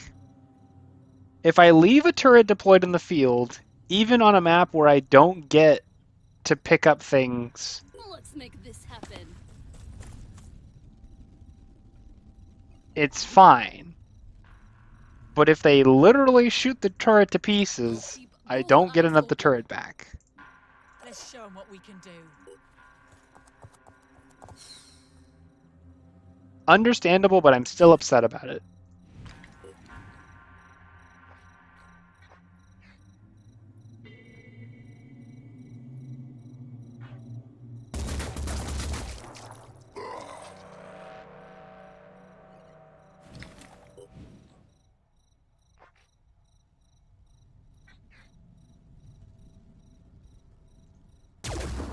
Hostile injured but alive.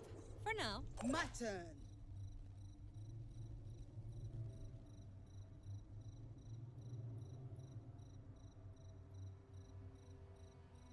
Operative on the move.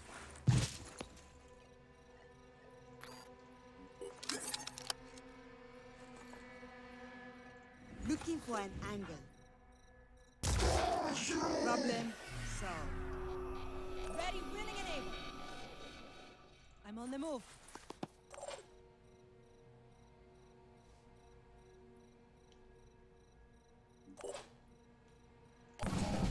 Let's see what we can do. Why are they so dumb? Why are they so dumb?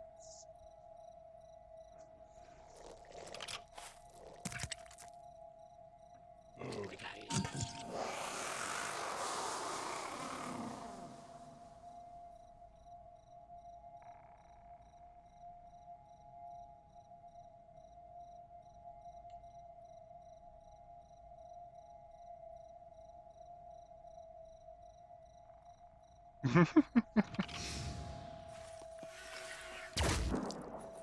that be a lesson. Oh, he's got the panic boost on, the frenzy. The immune to panic and also faster boost.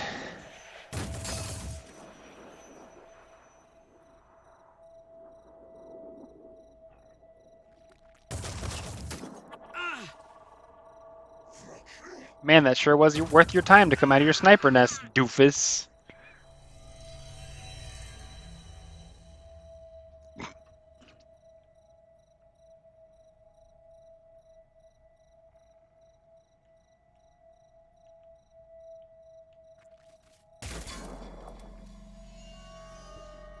Shoot him back.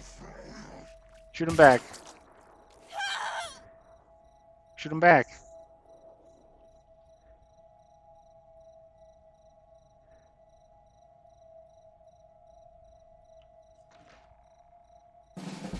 Fine. Ready to fire. Now shoot him back.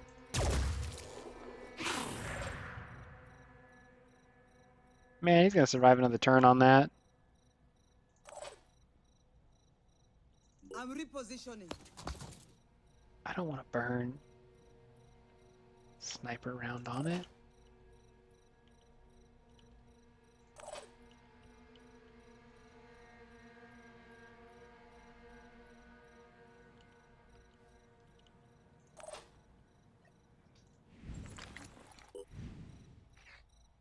That's a sin.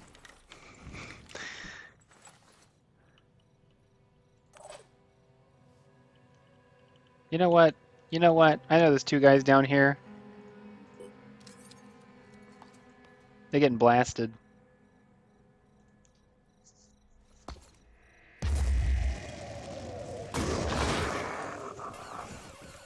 Screw you, bucko.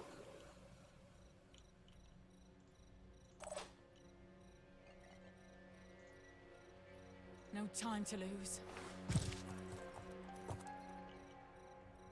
Pandoran supplemental acid spitting. Sirens have evolved to eject acid from their torso at short distances.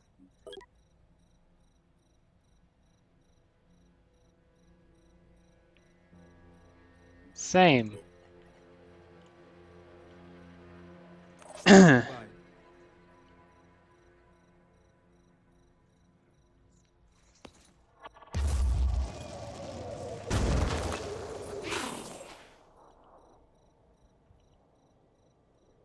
Cool, broke it.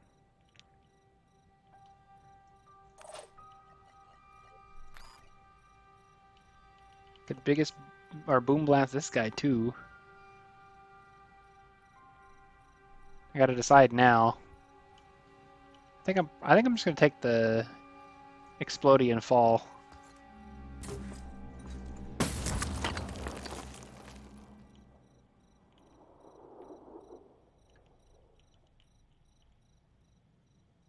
I'm repositioning.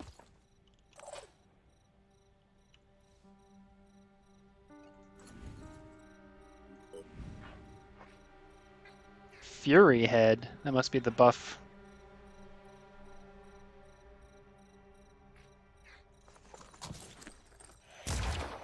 That was satisfying. Dang. Okay. Because of that, I put that guy down there.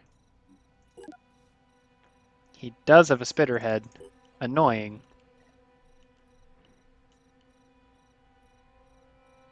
I've got 2 people left to use.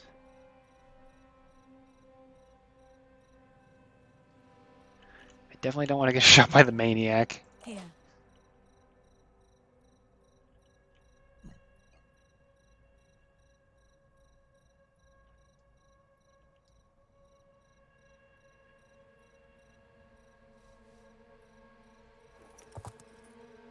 Preparing to fire. Butt shot.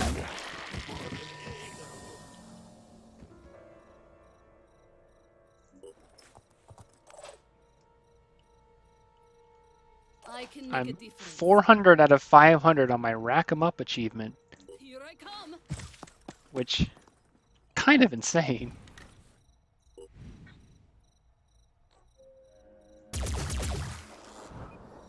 Not that I like this game enough to go achievement hunting.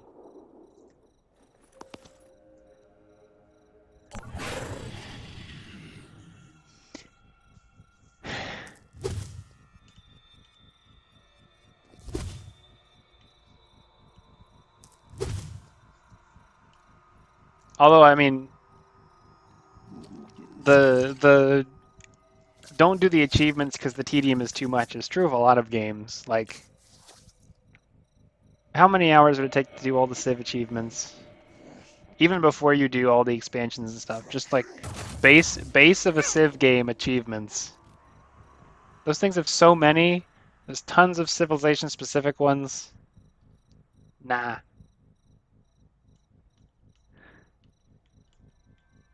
Nah.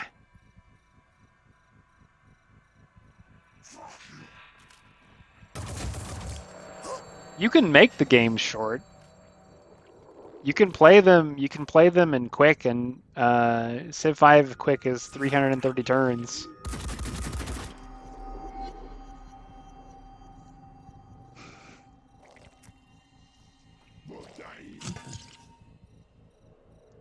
But like some of the Civ specific ones are like victory conditions, right? Like you have to win in a particular way, or you have to build a certain thing in a certain kind of locale. As so-and-so, build this wonder. Oh, somebody beat you to it. Well, screw you. Acquiring target.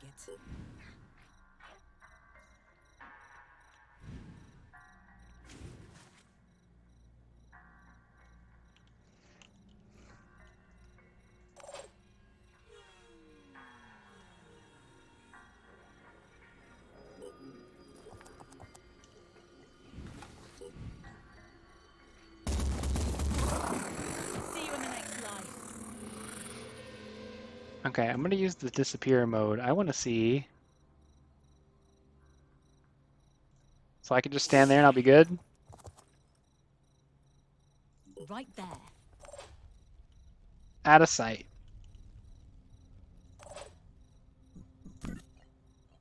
Looking for an angle. Boo, no.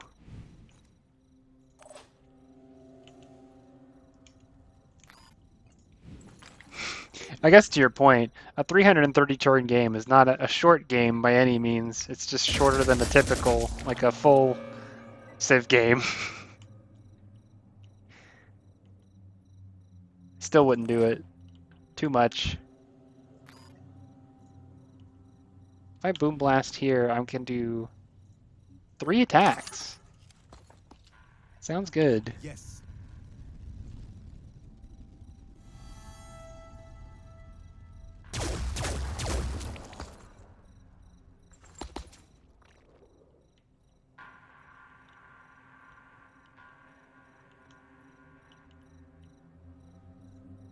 Hang on, I didn't get this guy. My turn.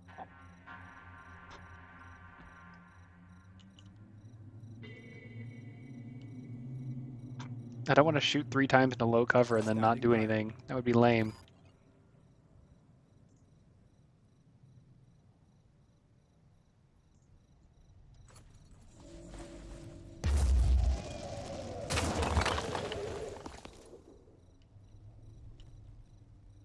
Equipment damaged. They're not on the same level together yet. It'd be nice if they were. I think I'm gonna hit this guy. Except that I can't. Can't hit that guy either. Well, it's your lucky day, buddy. You get to get grenaded twice in a row.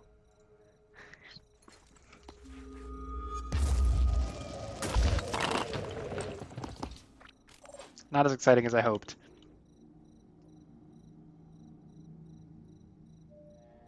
Heading out. Targeting.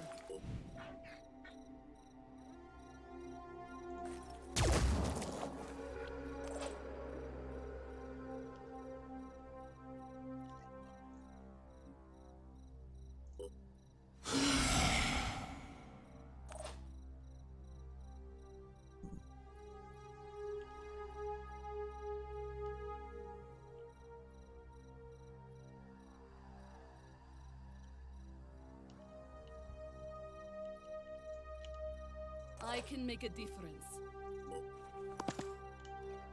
Let me see.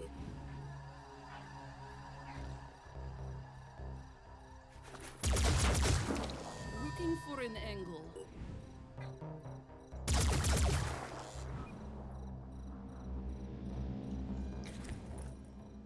One and a half pips left. Got him. Cool.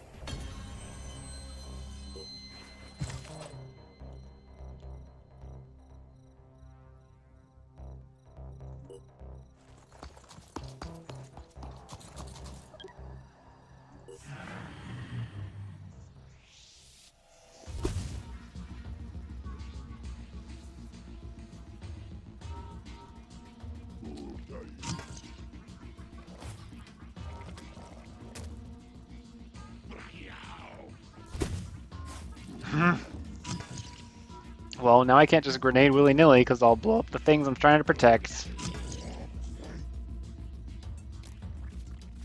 That guy's so dead. I don't have to worry about him.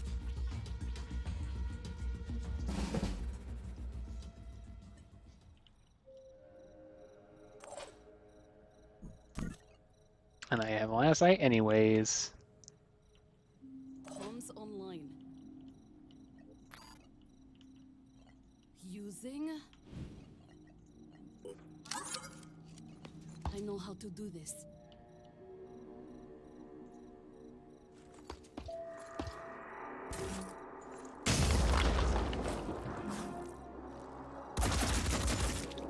Man, that return fire skill comes up so rarely, I just don't think of it at all.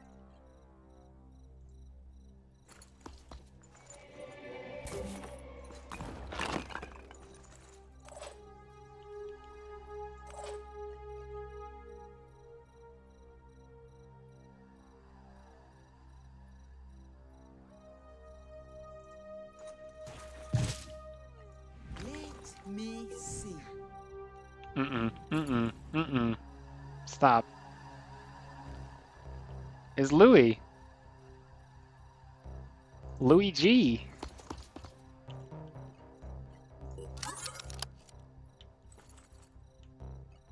Looking for an angle.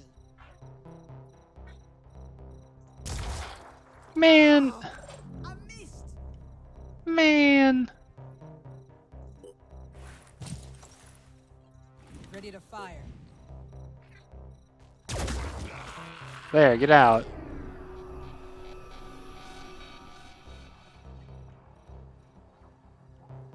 Okay, so we got like 3 dudes alive.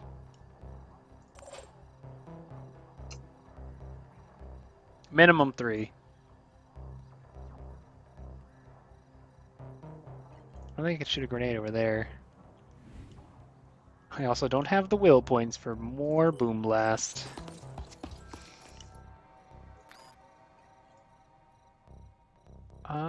Almost hit him. I'm on the move. Can't hit him through glass? Please, please don't say this to me. What is wrong?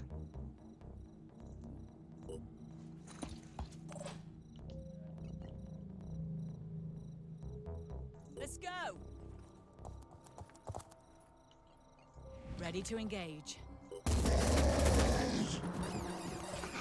Laser-proof. Laser-proof glass.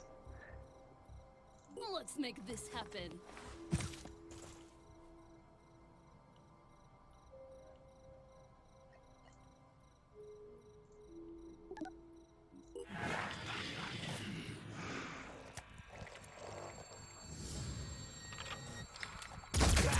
Yes! Trail eliminated. Permanently.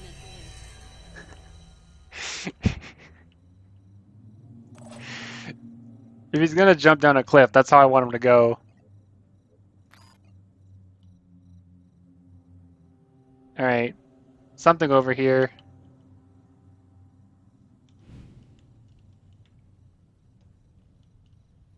See, I don't actually know how glass interacts with pulsed lasers. I feel like that's something that I should know, not in the sense that like, you know, like my expertise depends on it, or like I have relevant expertise, but just that it seems like that'd be enough up my alley that I would have looked it up by now.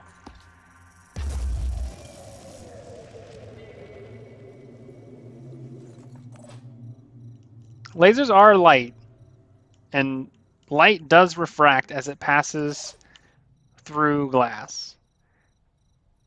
But I mean, yeah, I guess that answers it. I don't think there's any difference to an individual light particle, whether it's part of a pulse wave or not. Can I do this?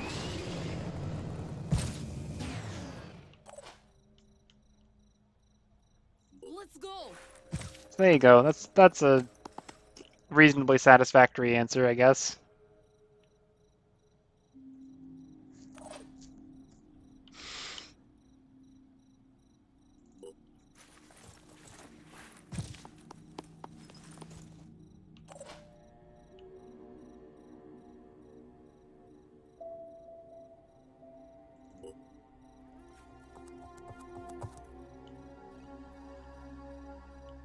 Oh, out of range. If you come this way, you're gonna get shot.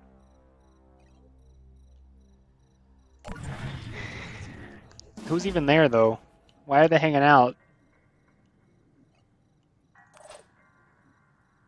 Repositioning. Using. You made a sound like 3 turns ago, and now we're just trying to see if you're still there. Little did he know. I think I'll be okay. Moving to coordinates.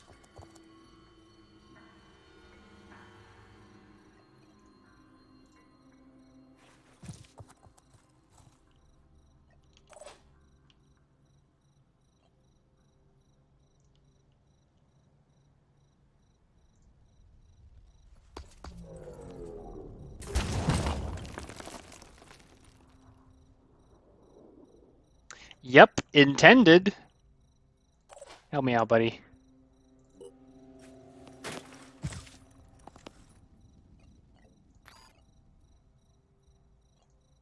You'll be fine.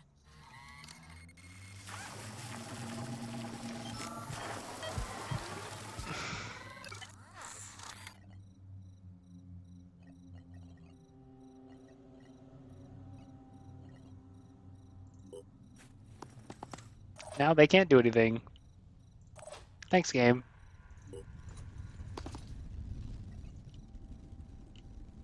What do you mean I can't? Frickin' roof.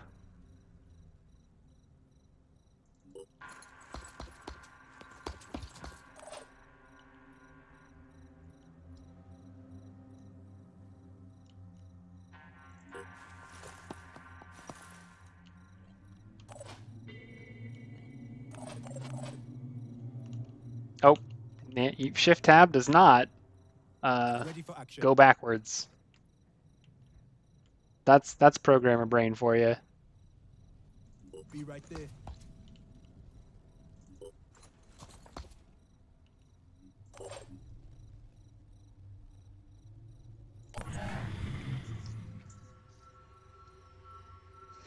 Anyway, call the thing where you misjudge where the ceiling is when you take off in a jetpack and you smack your head up against it and lose control. Get roofied.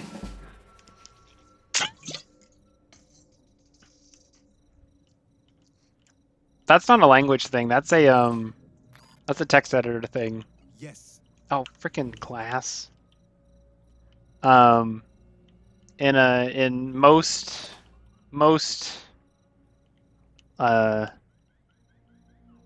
quote-unquote IDEs, Shift Tab does the opposite of Tab. That's basically all there is to it.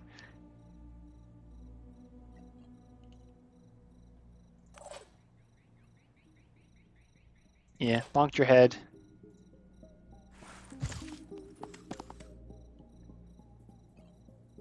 Alright, get me in. You're kidding me. You're kidding me. Please tell me there's a line of sight. Yes, okay. Jeez.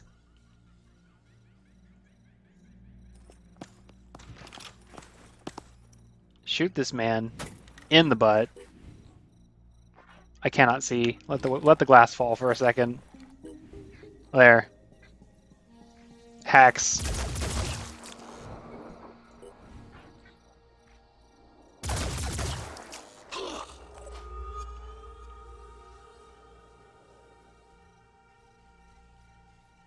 Can you see him? Good. Aiming. Shoot him.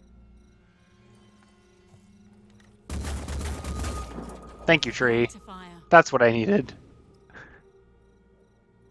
Why? Why? Using. Screw it. Grenade. I know how to do this. Man.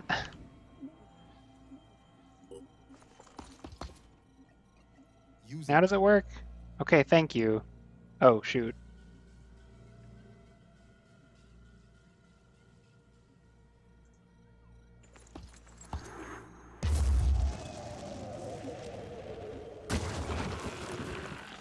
It's fine. You didn't need that computer anyways. Or hydroponic water feature. I don't know.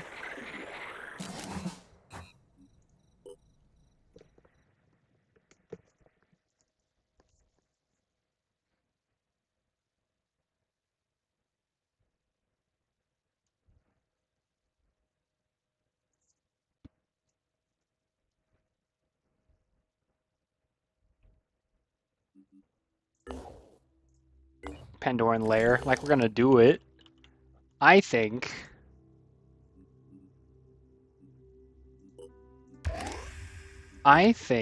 With the Yugothian entity being 1 day and 16 hours left to research, I think we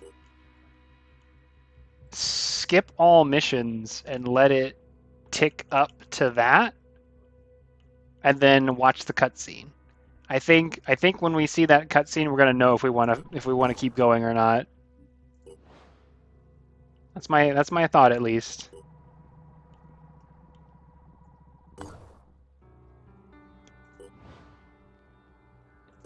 Yeah, make the Virophage guns. And chill out. Wait, does this not have a place for them to regain stamina? How do they regain stamina? Hit points. They need like a lounge, right? Living quarters will recover 2 stamina points per hour. They don't have a living quarters, so they're just hanging out on the hangar. You know what? Makes sense they wouldn't regain stamina. Let me find a base with a thing. Number 1 has a living quarters. Done. Go there. Sanhedrin Haven is under attack. Haven Oz, don't care. Do it yourself. I like that it tagged through the Pandoran lair. Alright, recover your stamina. Sorry that took longer. And they're also stammed up. Research complete. Alright. It's not encouraging that they only gave us a text box. Forced to acknowledge the shocking truth, the war against Earth is being waged by an alien entity. This being of unimaginable age and power is located on Yuggoth, the 9th planet of our solar system. Uh-huh. The entity communicates with the creatures from a quasi-telepathic signal. Okay.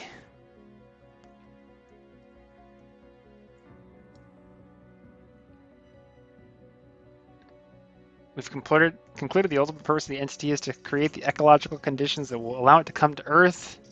Hypothesize the existence of the Yugothian receptacle, a clone or replica to which the entity will transfer its consciousness. Finally, we knew our enemy. The Pandora virus was only a tool. It was the hand that wielded it that truly mattered. The creature we came to call the Yugothian entity. It was old, perhaps older than the solar system itself.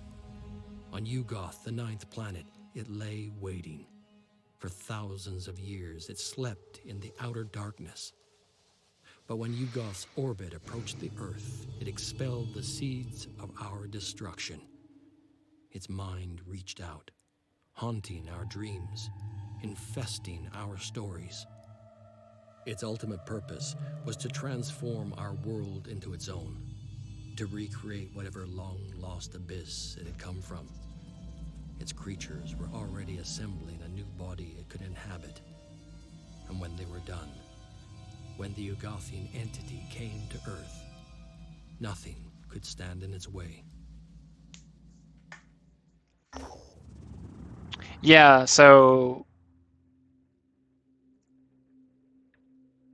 this is fine from a gameplay perspective because it points in the direction of you know what the ultimate boss is, you know what the objective is, but narratively, this is so much less interesting than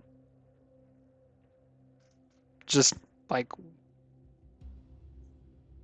this. It's so much less interesting from a narrative perspective that it could be you could introduce the Novum. The Novum can be a virus that permanently changes conditions on the planet, and you have to deal with it, or like find out how to cope with the virus before it ruins everything. I don't know. That would like my preference in a short story would be the virus screws with everything, and you find out how to deal, and it's not an eldritch being. I don't know how you translate that to a game and make it satisfying. I don't know. I feel like that becomes more a conventional war game, right? Like if you could trap the virus in specific zones and then eradicate it in those zones, and then purge the planet, maybe you'd shift between modes, like containment versus elimination. I don't know.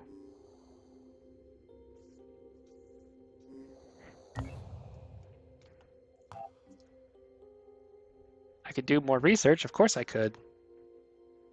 But like, I don't, do I care? Do I really care? So what's my, it still depends on destroy a Pandoran Citadel.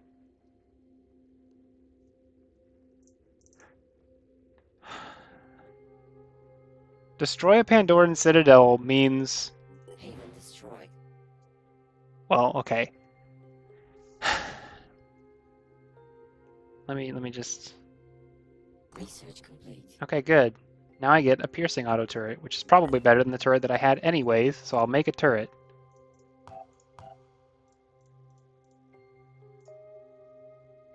Turret. So this was a... I don't even know what its stats are. Just gonna assume that the new one is better. Because that's how it works. And a piercing PD dub is going to be better than the previous PD dub. Sure. Do we care? Because it's going to be... So it's destroy a Pandoran Citadel, and that's a big objective. Oh, it says complete research signal disruption tech. What is signal disruption tech? Why is this an objective? Whatever, I'll let you do it.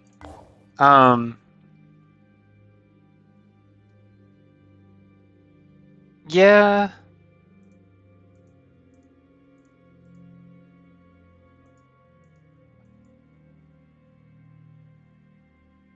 Like, are these actually mandatory objectives?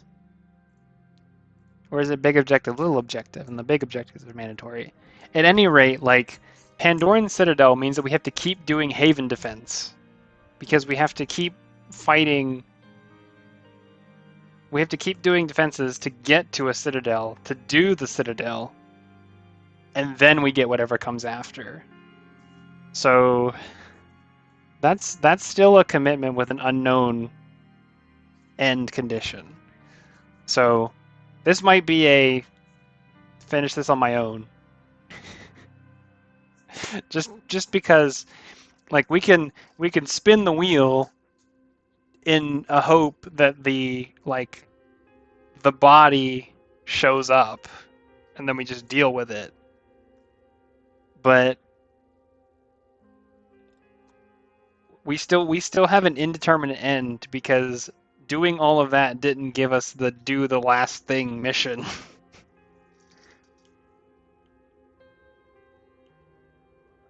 Which I was hoping for. There's a whole lot of mist on this planet.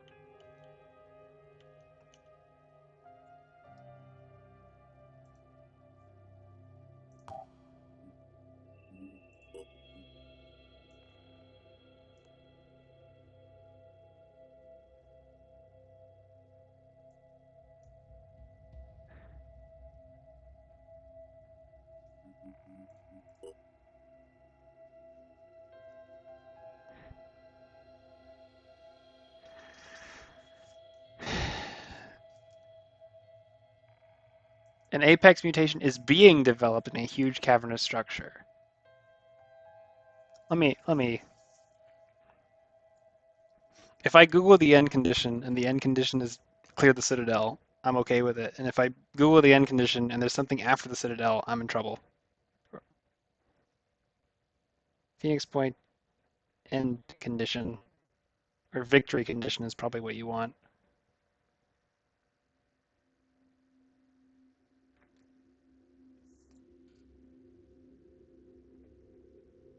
Of course, the requirements for the final missions have things.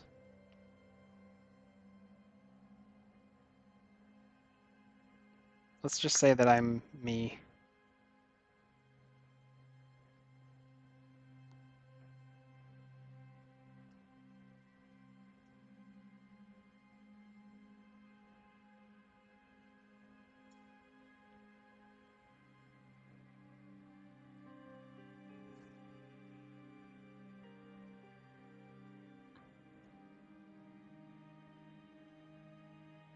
I can tell you that there's a lot left.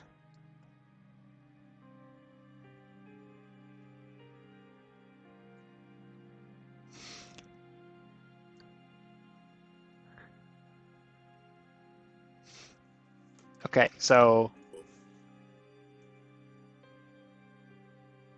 yep, I don't have any of the relevant things. Okay, so this guy, I have to kill one, then capture one, then research it, then research the receptacle, and then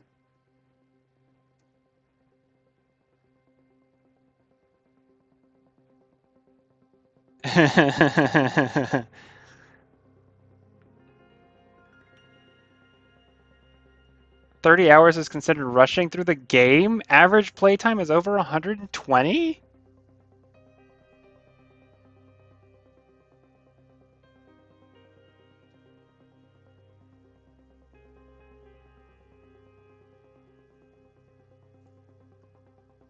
What the heck?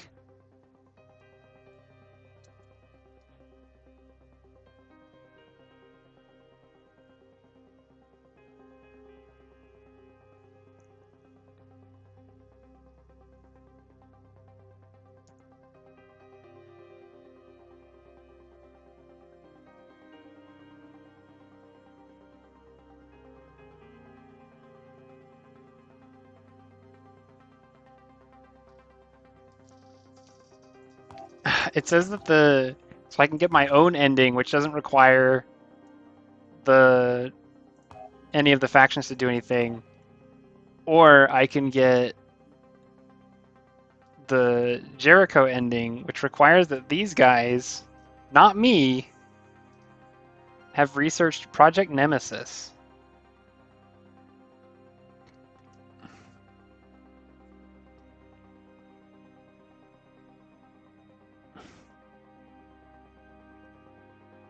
Do the City Upon a Hill mission. Man, that's so much left to do.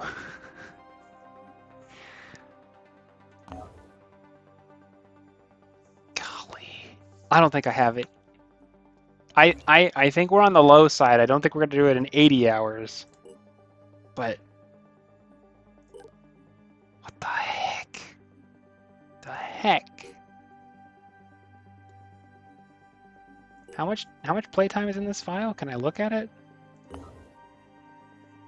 I don't think I can. That's probably going to be in my results at the end. Clipboard me. Nope, just kidding. That's too long, man. That's too long.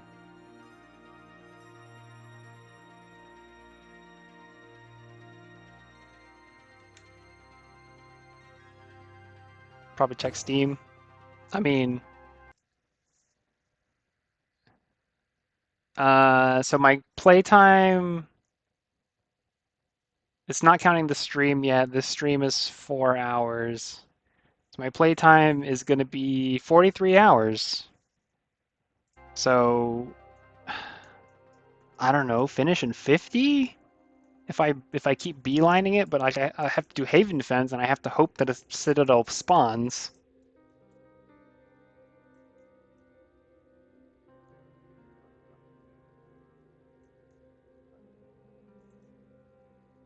Eh.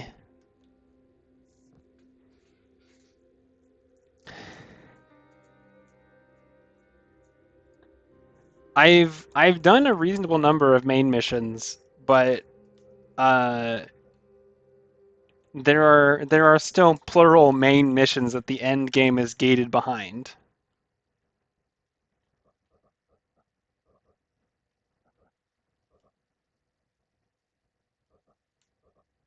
So I think that's reasonable cause to jump out and pick up something else next week.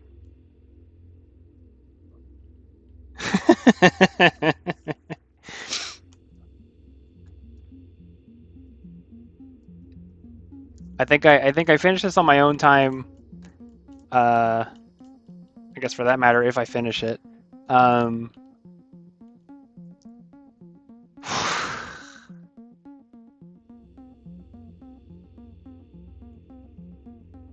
God, it's so frustrating because I like this, except for its length. I like how it plays moment to moment. I don't know that I can justify the length of it. Cause okay, I've finished. Hang on. I've finished Enemy Unknown completely like 6 times. My total playtime in it is 100 hours. My total playtime.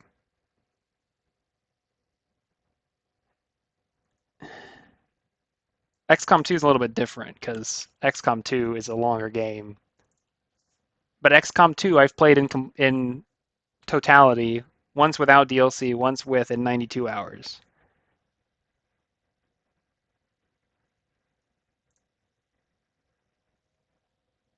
So.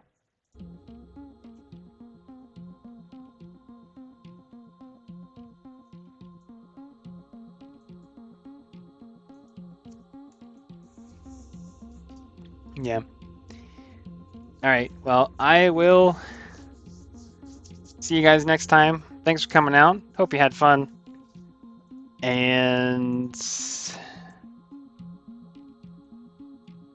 I'll research it more just to be sure, but I think with multiple main requirements going, I think it's hard to justify continuing. In which case, I'll see you with Bots Are Stupid next week. You'll know before we begin.